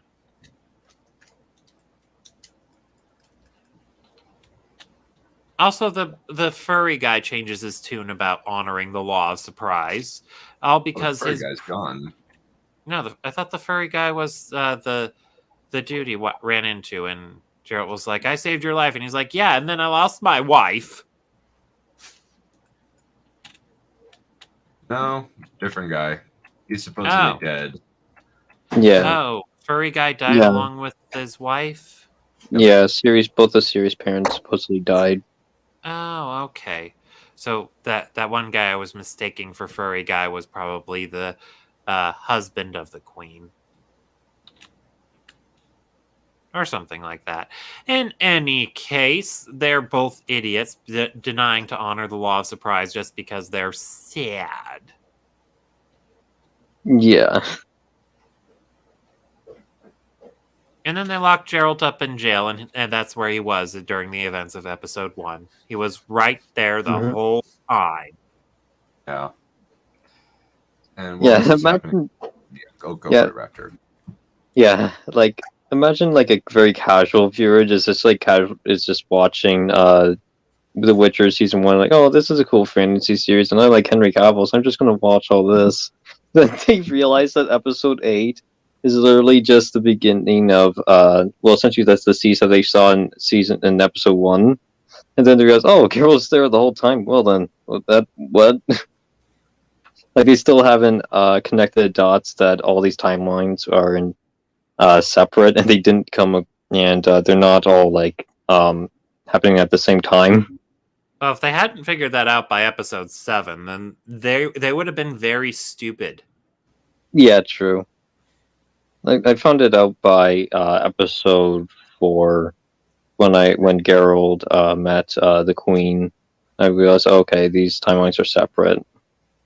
Yeah, it was pretty obvious that at that point that Geralt's timeline was different from Princess's timeline, because he very clearly could not be talking to the Queen Lady the Queen Lady on the same timeline as the Princess's timeline because Queen Lady was dead at that point. She died in Yeah, episode 1. that's why I place a lot of emphasis on casual viewing. Oh, Yeah.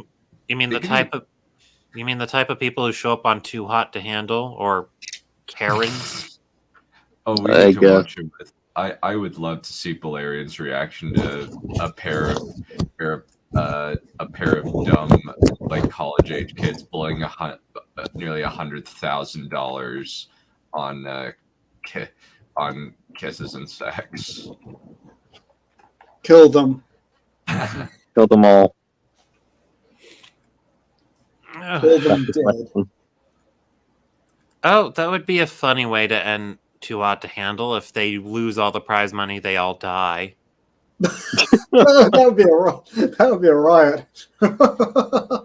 Maybe in Japan, but not in America. This is a snuff reality show.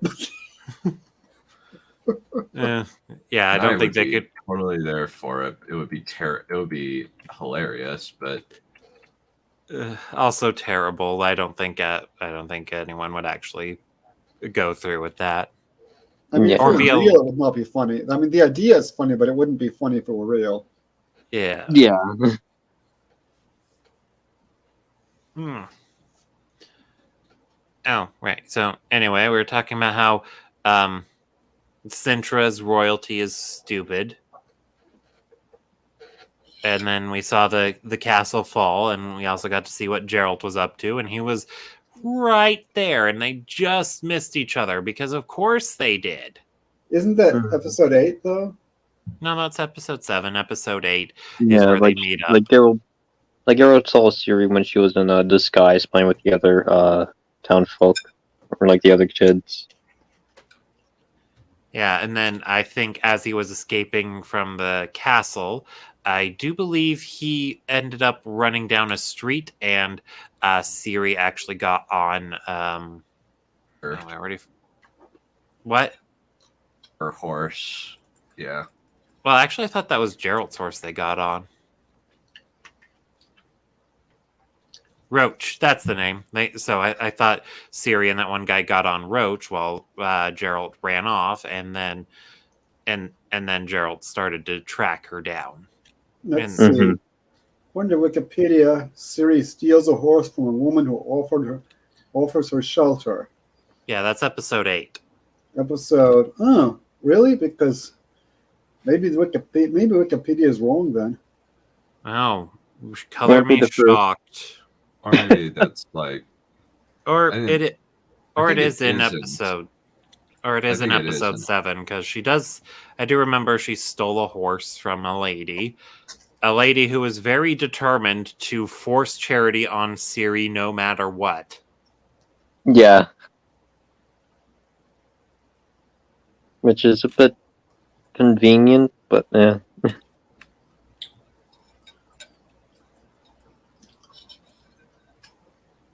I guess you do have some good Samaritans out there. They do exist. They're just rare. Yeah. Well, to be fair, I guess we can say that lady wasn't exactly being purely charity. She wanted a daughter, so she saw this orphan girl and she's like, "Oh, you're my daughter now." Oh my gosh, I really want you in my house, babes. Yeah, that nice lady kind of creeped me out a little bit with how overly aggressive she was about adopting Ciri. I mean, this little girl stole your horse, and then you find her with the horse dead right next to her in a field with crop circles burned into it. And 3 dead people. Yeah, it's at that point I'd be like, nope. No, I want to foster this person. Man. This is a Well- whole lot of nope. Well, I mean, it'd be interesting. What if I- you're really bored? I guess there probably wasn't a lot to do in that time period with that technology. I mean, you can't just boot up your phone and play Pokemon Go. So instead you adopt a someone who might be a murderous psychopath. Yeah, every night you can play a game of Will I Survive the Night?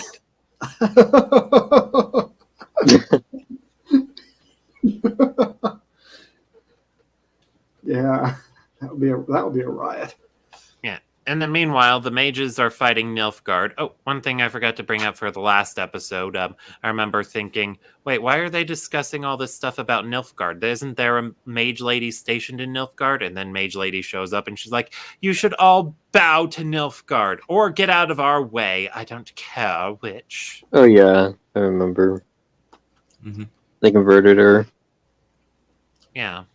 Or she was making a grab for power in Nilfgaard. One or the other. Well, but yeah, that she was. She realized she couldn't win in the current political realm because Yennefer kind of snatched her man in episode 3, so she just yancied off to Nilfgaard. Yeah.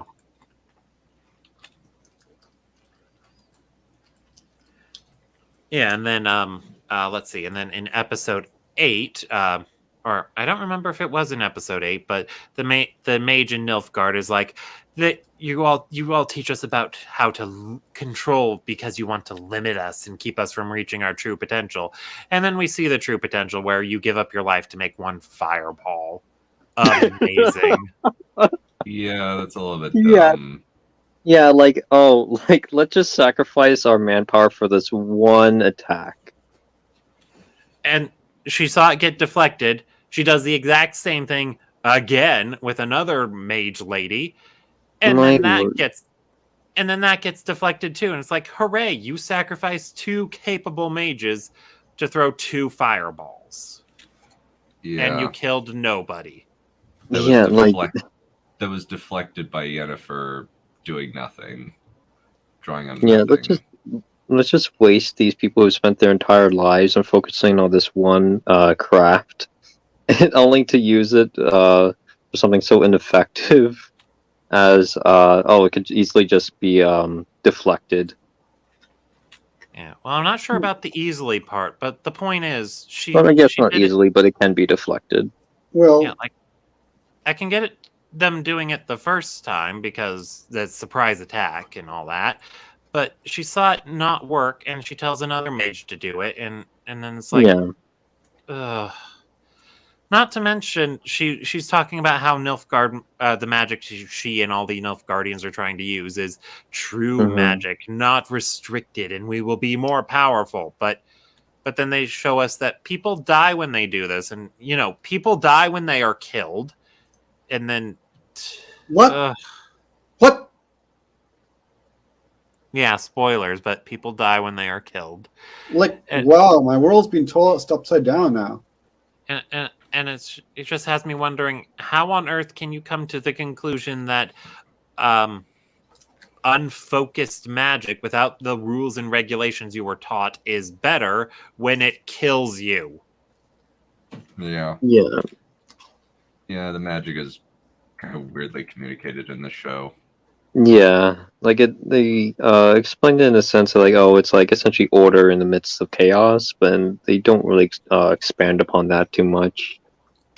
It seems like magic is more attuned with elves or something, because Yennefer is Yeah. half elf. We forgot to mention Mhm. that. That's why she was so Oh. deformed. What? She's half elf? Yeah, she's half elf. Yeah. That's why she was so deformed. Oh, I missed that bit. That must be in one of the first 2 episodes. Yeah, that's near the end of episode 2.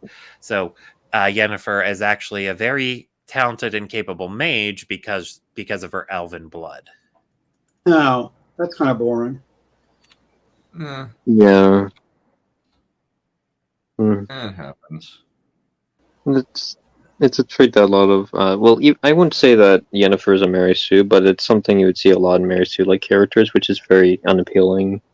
Yeah, Yennefer definitely avoids the Mary Sue thing because she does very questionable acts, and not everyone also- just falls Yeah, at she her also heels. struggles a lot too. Yeah. I mean, to the extent that she's OP, I guess would be the Mary Sue-ish quality. She's kind of OP, but it works Yeah. anyway as a character.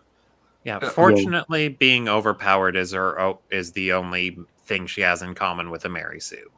Yeah, Mhm. Yeah, and I she's think like actual depth.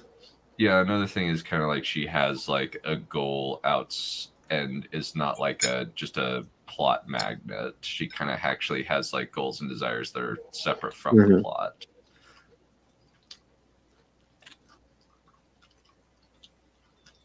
Mhm. Yeah, there's also that. And then this battle in episode 8, it was kind of difficult for me to follow.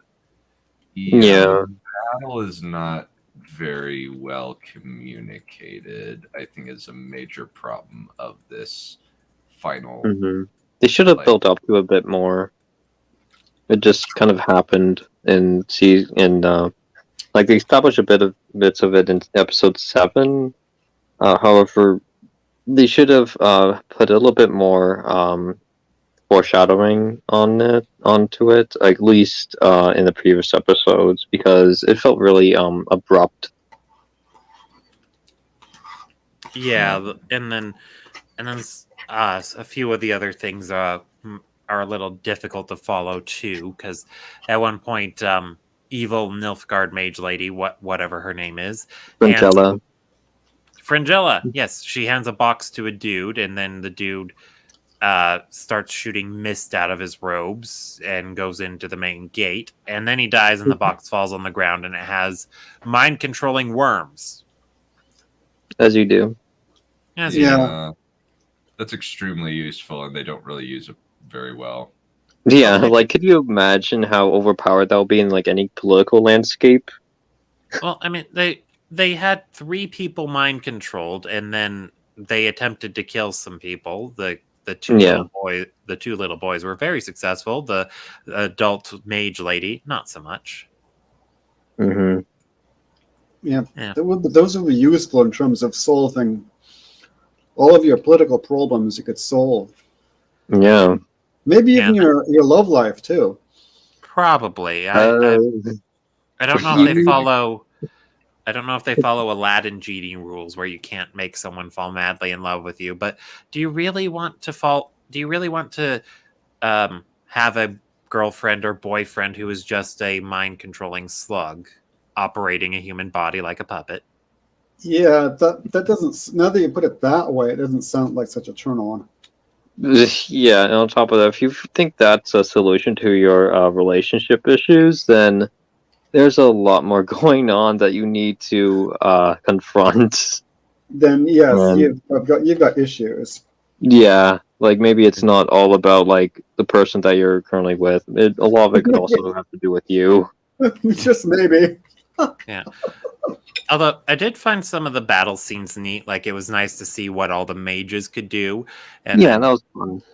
yeah, and then the one guy who could keep making his sword appear to him, that was kind of neat. And obviously, because he was the only dude we focused on, he was the only one who failed in his first attempt. Mm-hmm. I mean, I don't think they were trying to push that agenda, but it just makes sense.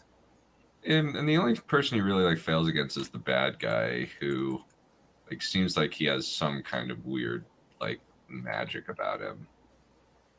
Yeah. And, oh, right. And then teleporty sword dude, he decided to use reverse grip because that is always good and never a bad idea that you should never do. Yeah, reverse grip is asinine. Don't use it. Yeah, Rey from Really noted. Star Wars isn't someone to emulate. She is the Mary Sue, and the plot wins for her. No, Rey's just an idiot. That yes. Anyway, one other And question Daisy I had Ridley about sucks as a physical actress. I'm Well, very I get sorry. I'm sorry, but that's just an objective fact that she sucks as a physical actress. Oh, I thought that was common knowledge. But I had one more question there about.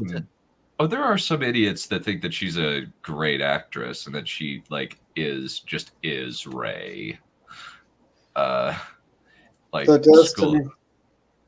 yeah, like School of Movies, who are categorically stupid on pretty much everything except for Lord of the Rings, and a few Marvel movies other than Winter Soldier, which Winter Soldier's not that good of a movie. It's not Yes? that good. Luke, you need to your destiny. We all need you, Luke. We need you to save the galaxy. Hmm. Anyway, Yeah. I had one more question about Teleporty Sword Dude. I think there was a scene near the end of the episode after most of the mages had been wiped out, and he's one of the two that gets back up. He goes into a place where there's one guy near a rock, and there are a bunch of dead soldiers around him, and then he smashes the dead guy's face in, or the rock Mhm. guy's face in. So was Teleporty Sword Dude like a double agent, or was that dude by the rock actually a bad guy? I don't know what was going on there. So this is like me having knowledge outside of the show, but apparently, like Kay here, the guy with Teleporty Sword Dude, has his own agenda. Oh, so he's working for a third party. No, he is a third party in and of himself, apparently. Yeah, not a very good one. He lost a sword fight to a rando, and he has a teleporty sword. Yeah. Well, I mean, I guess that guy he lost to wasn't just a rando. That was the main dude who was hunting down Ciri. Yeah. Okay. Well, in any case, then we see, and then during the battle, we see all the mages kicking a little bit of ass, and then they all get their asses kicked. It's a pretty accurate summary. Yeah. Yeah, teacher lady gets some sand thrown into her eyes, and somehow that causes her legs to not work. Mm-hmm. And Yennefer gets stabbed by a mind control lady, a lady who got mind controlled, and falls out of a building. You know, always fun. And I forget what happens to the others. I think they all got stabbed and stuff. And, Which I guess is always fun. Really seems to be like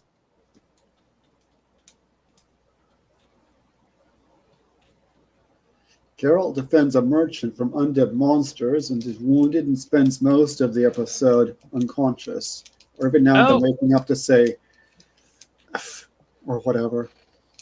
Oh, right. This is the episode where we learn that Geralt's mom abandoned him because he was an annoying little brat. That's one way of putting it. Child Geralt didn't shut up for 5 seconds. Yeah, not an incorrect statement.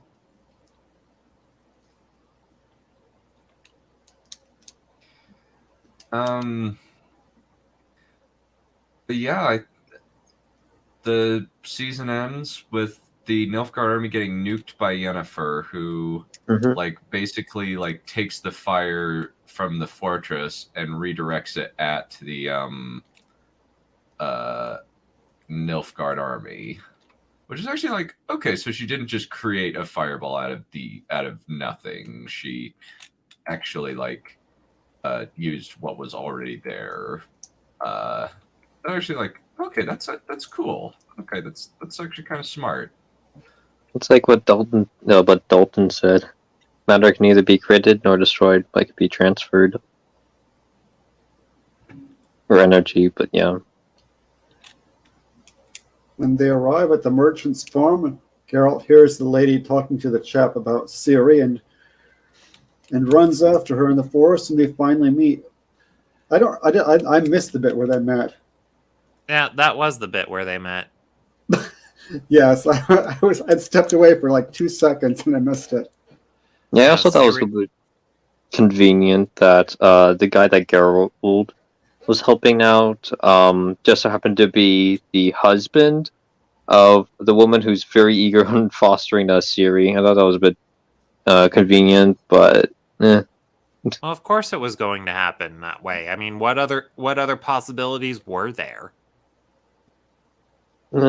True, but I feel like if Ciri did something like remarkable in like a town, everybody would be talking about it, and maybe like later on in like a future episode, Geralt would at least like hear word of like what happened there, and maybe a bread trail would occur because of that, and I don't know. I would have written it a little differently than just having it Oh. be very convenient like this. Do you mind a minor spoiler for later books in the Wheel of Time? Yeah, Go sure. for it. Oh, okay. So when Swan Sanchi is trying to get to a specific place, and she's being followed by a guy named Gareth Brine, who is tracking her because she burned down a barn. Well, she's traveling with Loghain at the time, and he burned down the barn, but that's not important. What is important is that Gareth Brine was able to track Swan and her little group because she stopped to ask for directions once. Mm-hmm.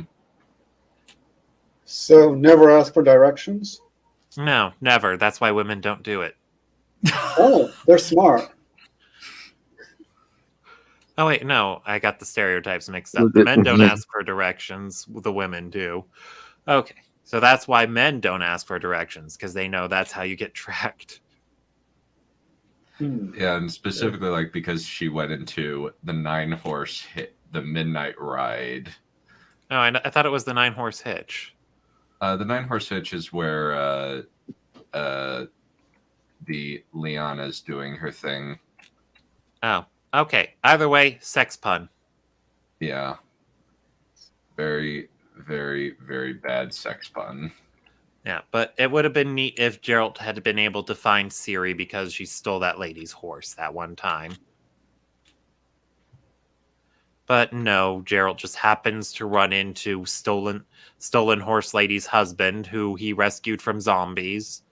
And then the dude is like, and then he tells the dude, "Take me to this one place." And the dude is like, "What? No, I'm taking you to my home." Mm-hmm. And Because that's a smart thing to do with a zombie. I swear those people are suicidal. well, technically, he's not a zombie. He's just been. He just needs some time to recover from bad bites because he's a mutant. Oh, okay. So he couldn't become a Witcher zombie? No. A Wombi? Well.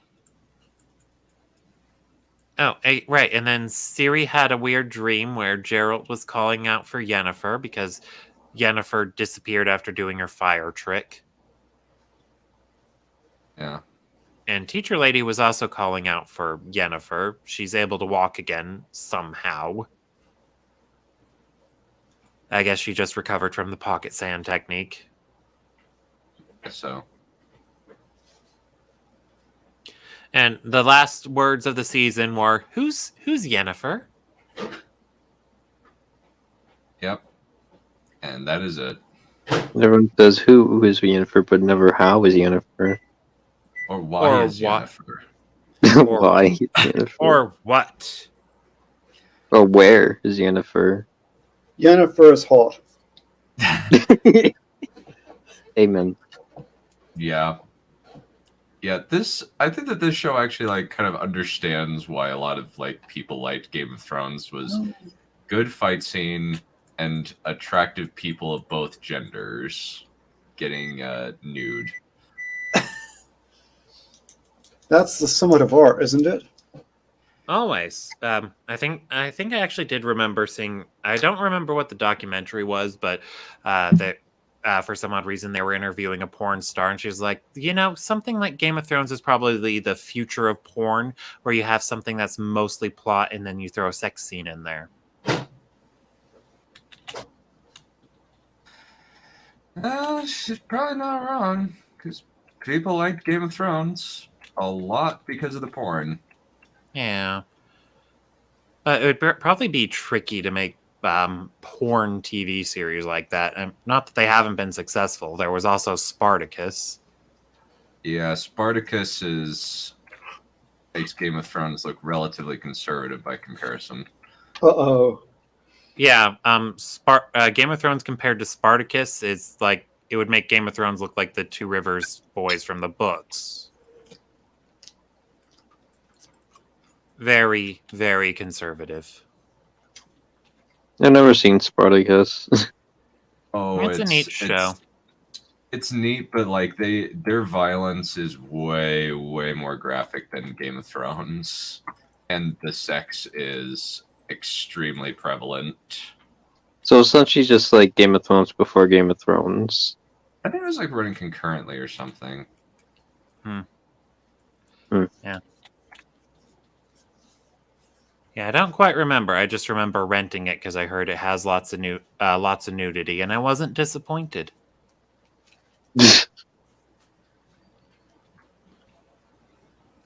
This is a happy moment in the story. Question mark? I guess so. I mean, it's nice to not be disappointed by something. I mean, I also got engaged in the story of Spartacus too, so that's a thing as well, I guess. Anyway, let's turn this back around to The Witcher. So yeah, we got through all the episodes. Hooray! This is a triumphant moment in the story. Yeah. Question mark. Pretty much, but yeah, that's pretty much. I think that's pretty much like sums up. I think pretty much sums up the series. Like it's very very light on plot. They kind of mostly focus more on like character stuff than plot stuff. I think it's the best way of summing. Lots of the conflicts are very self-contained. Mm-hmm. Almost like an anthology series like you would see in like Star Trek or something. Yeah. And the nice thing is it kind of doesn't feel like anything's necessarily wasted because of the anthology nature of it. In a way.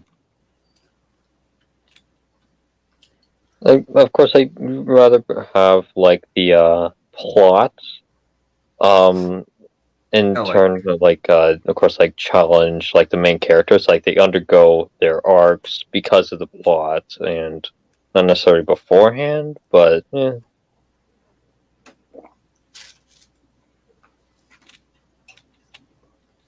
It's just for me. Plot and character being integrated kind of thing where the plot feeds into character and character feeds into plot. Yeah, like Breaking Bad or Better Call Saul. Yeah, which are two of the greatest shows ever made. Like, bar none. Like, yeah, Better Call Saul is by far my favorite show of all time. I've seen it.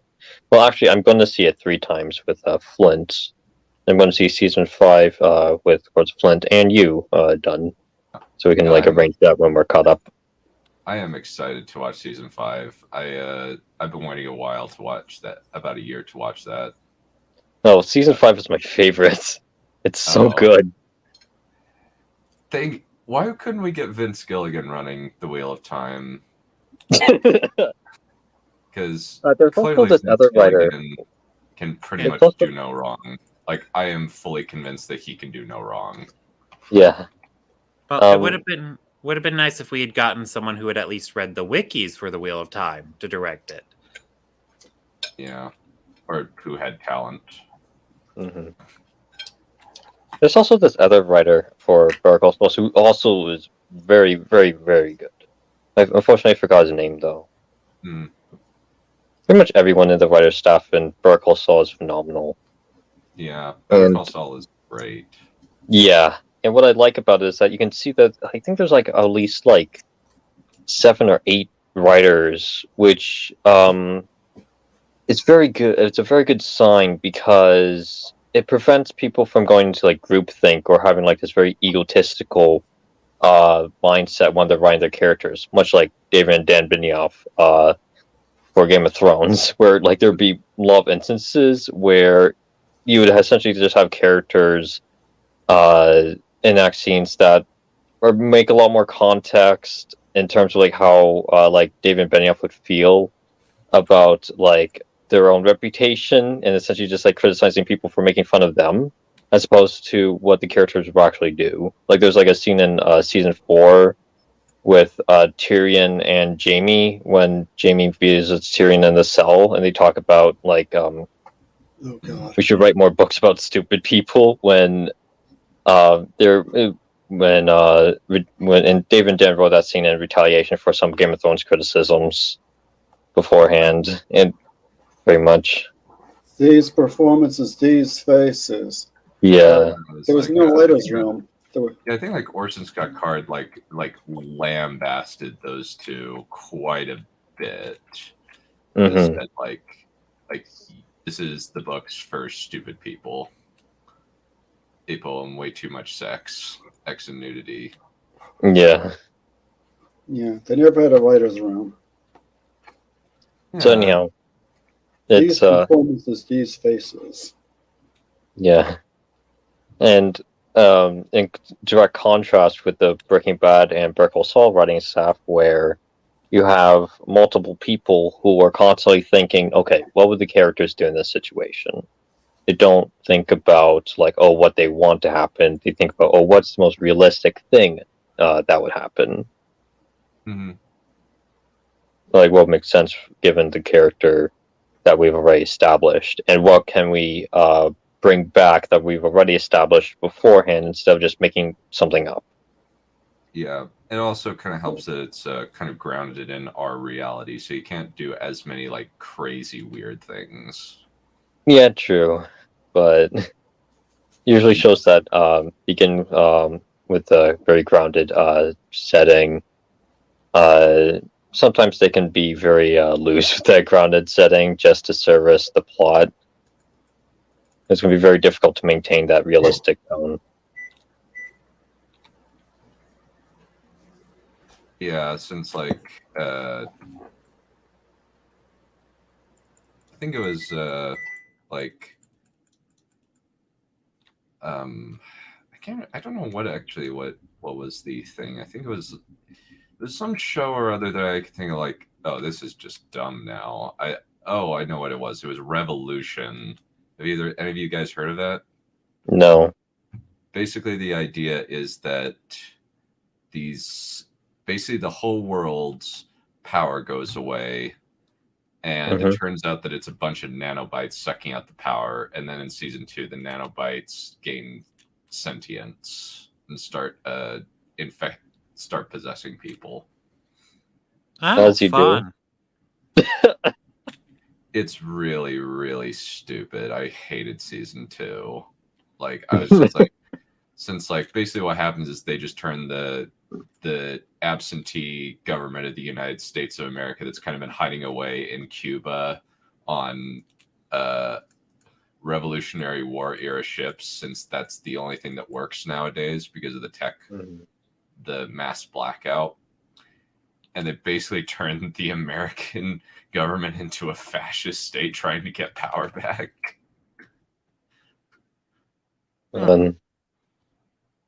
Mussolini be like? What's the what like? Mussolini. Oh yeah, very Mussolini in a lot of ways. Like they actually have like brain mind conditioning camps where they make it so that all they need to do is to say a sequence of letters and basically turn it into a mind control slave. What? No, kind of like with the Winter Soldier's trigger words. Pretty much, yeah. I haven't really seen a TV show that progressively got dumber and dumber as it went, but I have seen one that just got more and more dull. That was Primeval.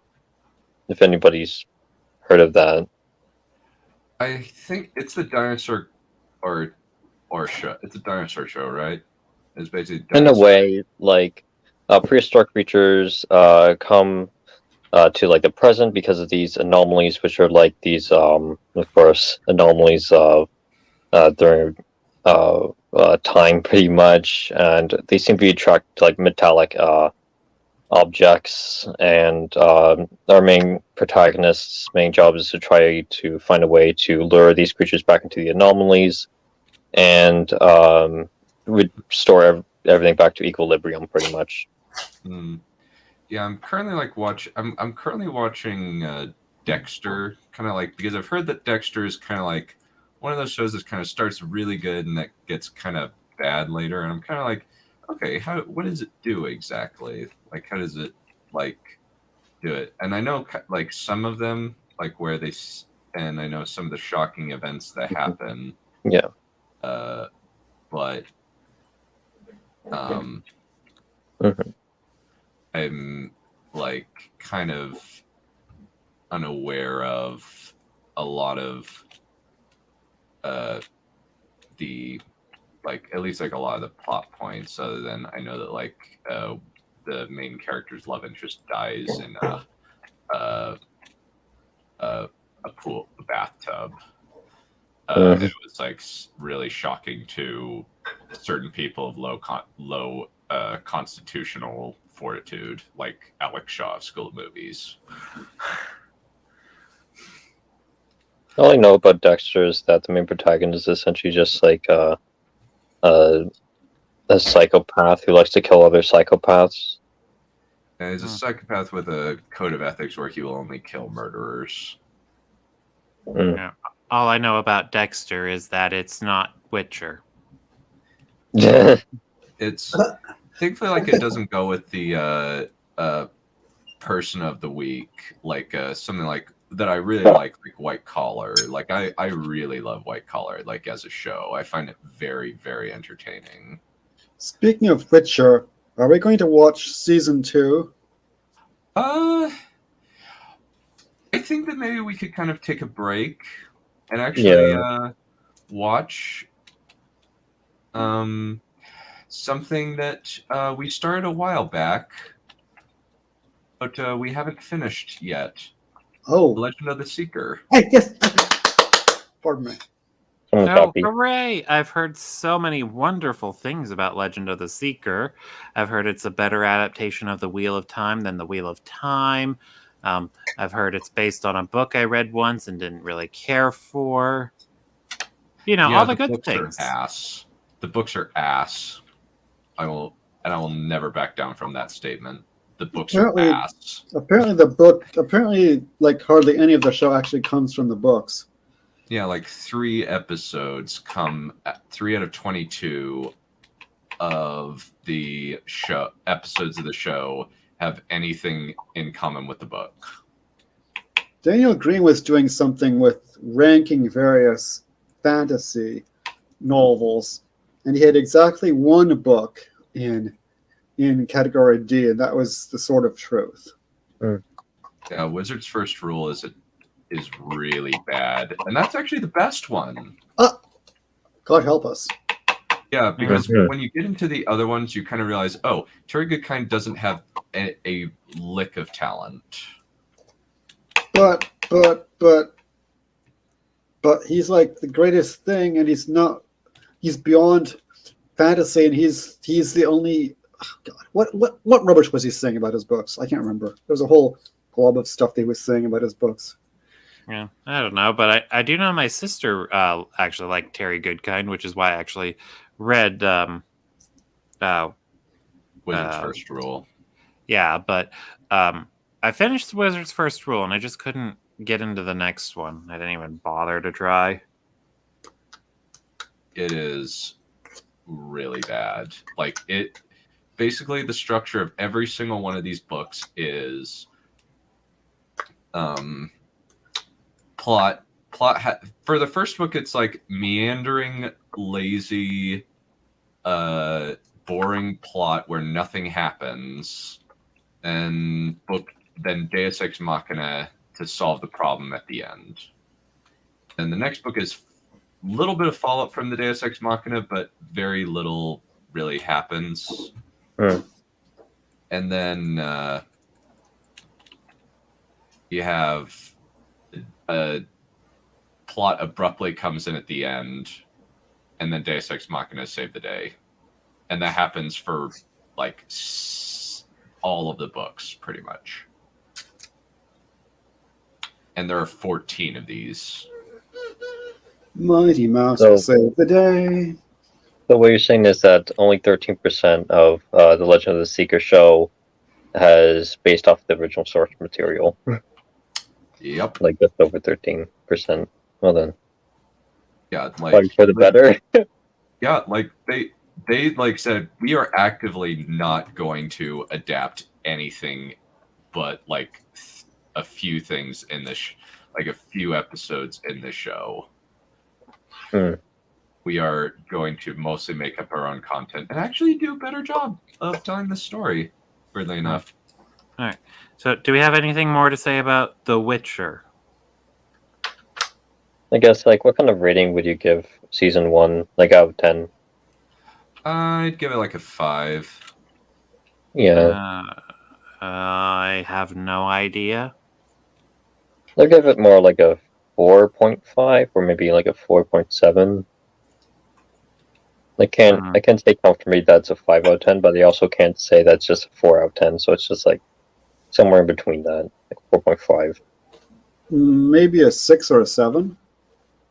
Yeah, I'm leaning more above 5 than closer to 5. I guess Like a 6 or 5 out of 5. 5.5 or 6, maybe. I guess something like that. I mean, I want to give the show higher marks for being more entertaining and coherent than most of the dreck I've seen lately, but that's not really a high bar. So, Yeah, and you should compare it by its own merits, not because other TV shows are worse than this. Exactly. I mean, but any flaw or the flaws of The Witcher, they also don't immediately come to mind, so that's a good sign. yeah, you know what? I'm going to give it a 7 just because, well, maybe I shouldn't, but like even in episode, like even in season 8 of Game of Thrones, I was giving a 5. It's like my lowest grade that I would give. So I should probably give Witcher a 7. Oh, I would be like for Game of Thrones season 5. Season 8, yeah. Season 8, I gave them 3s and 2s.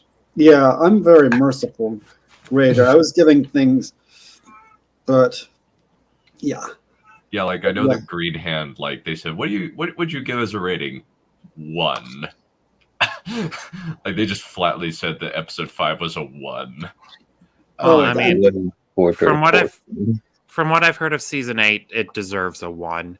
But oh yeah, about the flaws not being immediately apparent. I did forget about the stupid battle tactics that don't make sense about Niflheim or whatever it's called. Nilfgaard. Northgard. No. Narf. Yeah, what's Niflheim from? Well, anyway, but yeah, their questionable battle tactics.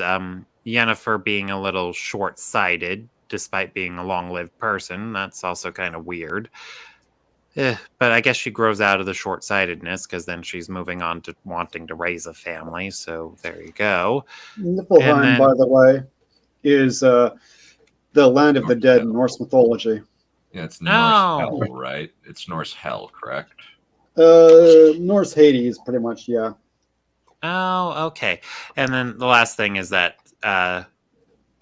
about whatever the princess's name is, Siri. Right, got to remember she's a Google assistant. Anyway, Siri's plotline and stuff is kind of ick. Yeah, it's just kind of lame compared to hers. Has kind of the most plot, but there's kind of the issue that it's kind of lame. Yeah. I mean, I don't know if I call it ick, but there's not much of it. Yeah, but at the same time, I do like a theme that seems to be recurring over the first season about history being written by the winners and all that. Like I said at the beginning. So yeah, and also about the fact that monsters aren't essentially born; they're created. Also seems to be a main theme throughout the show too. Oh yeah, because that one monster that was actually a little girl, that one only existed because of a curse. Mm-hmm. The elves, they weren't really monsters to begin with. The changeling, I think the changeling would be an exception to that. The changeling is just a hedonist. Yeah, but he's also... Oh, sorry. Go ahead. Thank you. What about the furry spiny guy? He was cursed too. That's why he looked like a monster. Yeah, episode 4. 3, 4, 4. I think it's 4. He was at the wedding.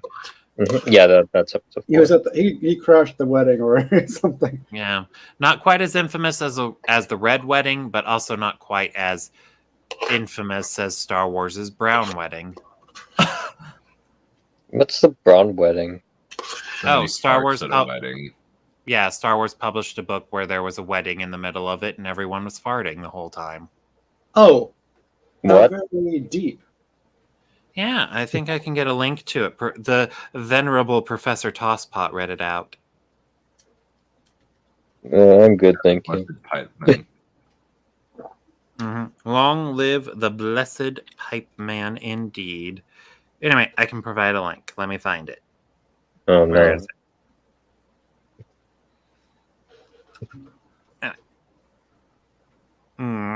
Yeah, What hold on, did hold happen?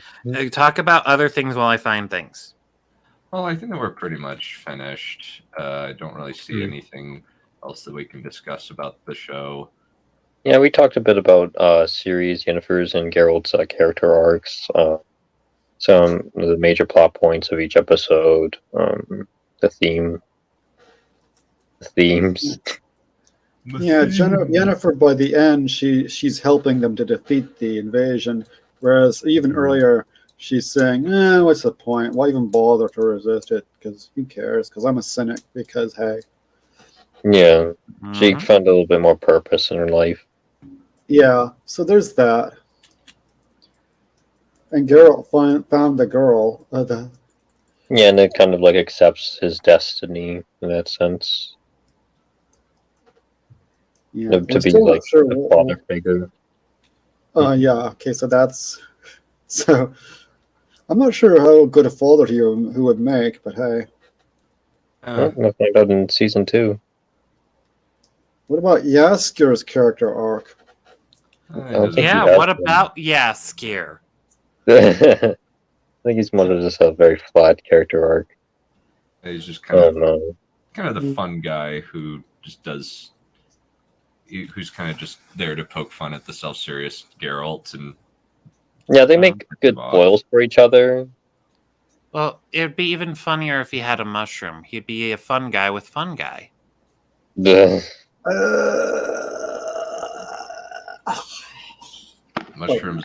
Mushrooms are bad. Do not do shrooms. But they make you big and strong. I've played Super Mario. Yeah. And Super Mario is so realistic. There's a lot of questionable things in Super Mario. Yeah, like dragon human rape.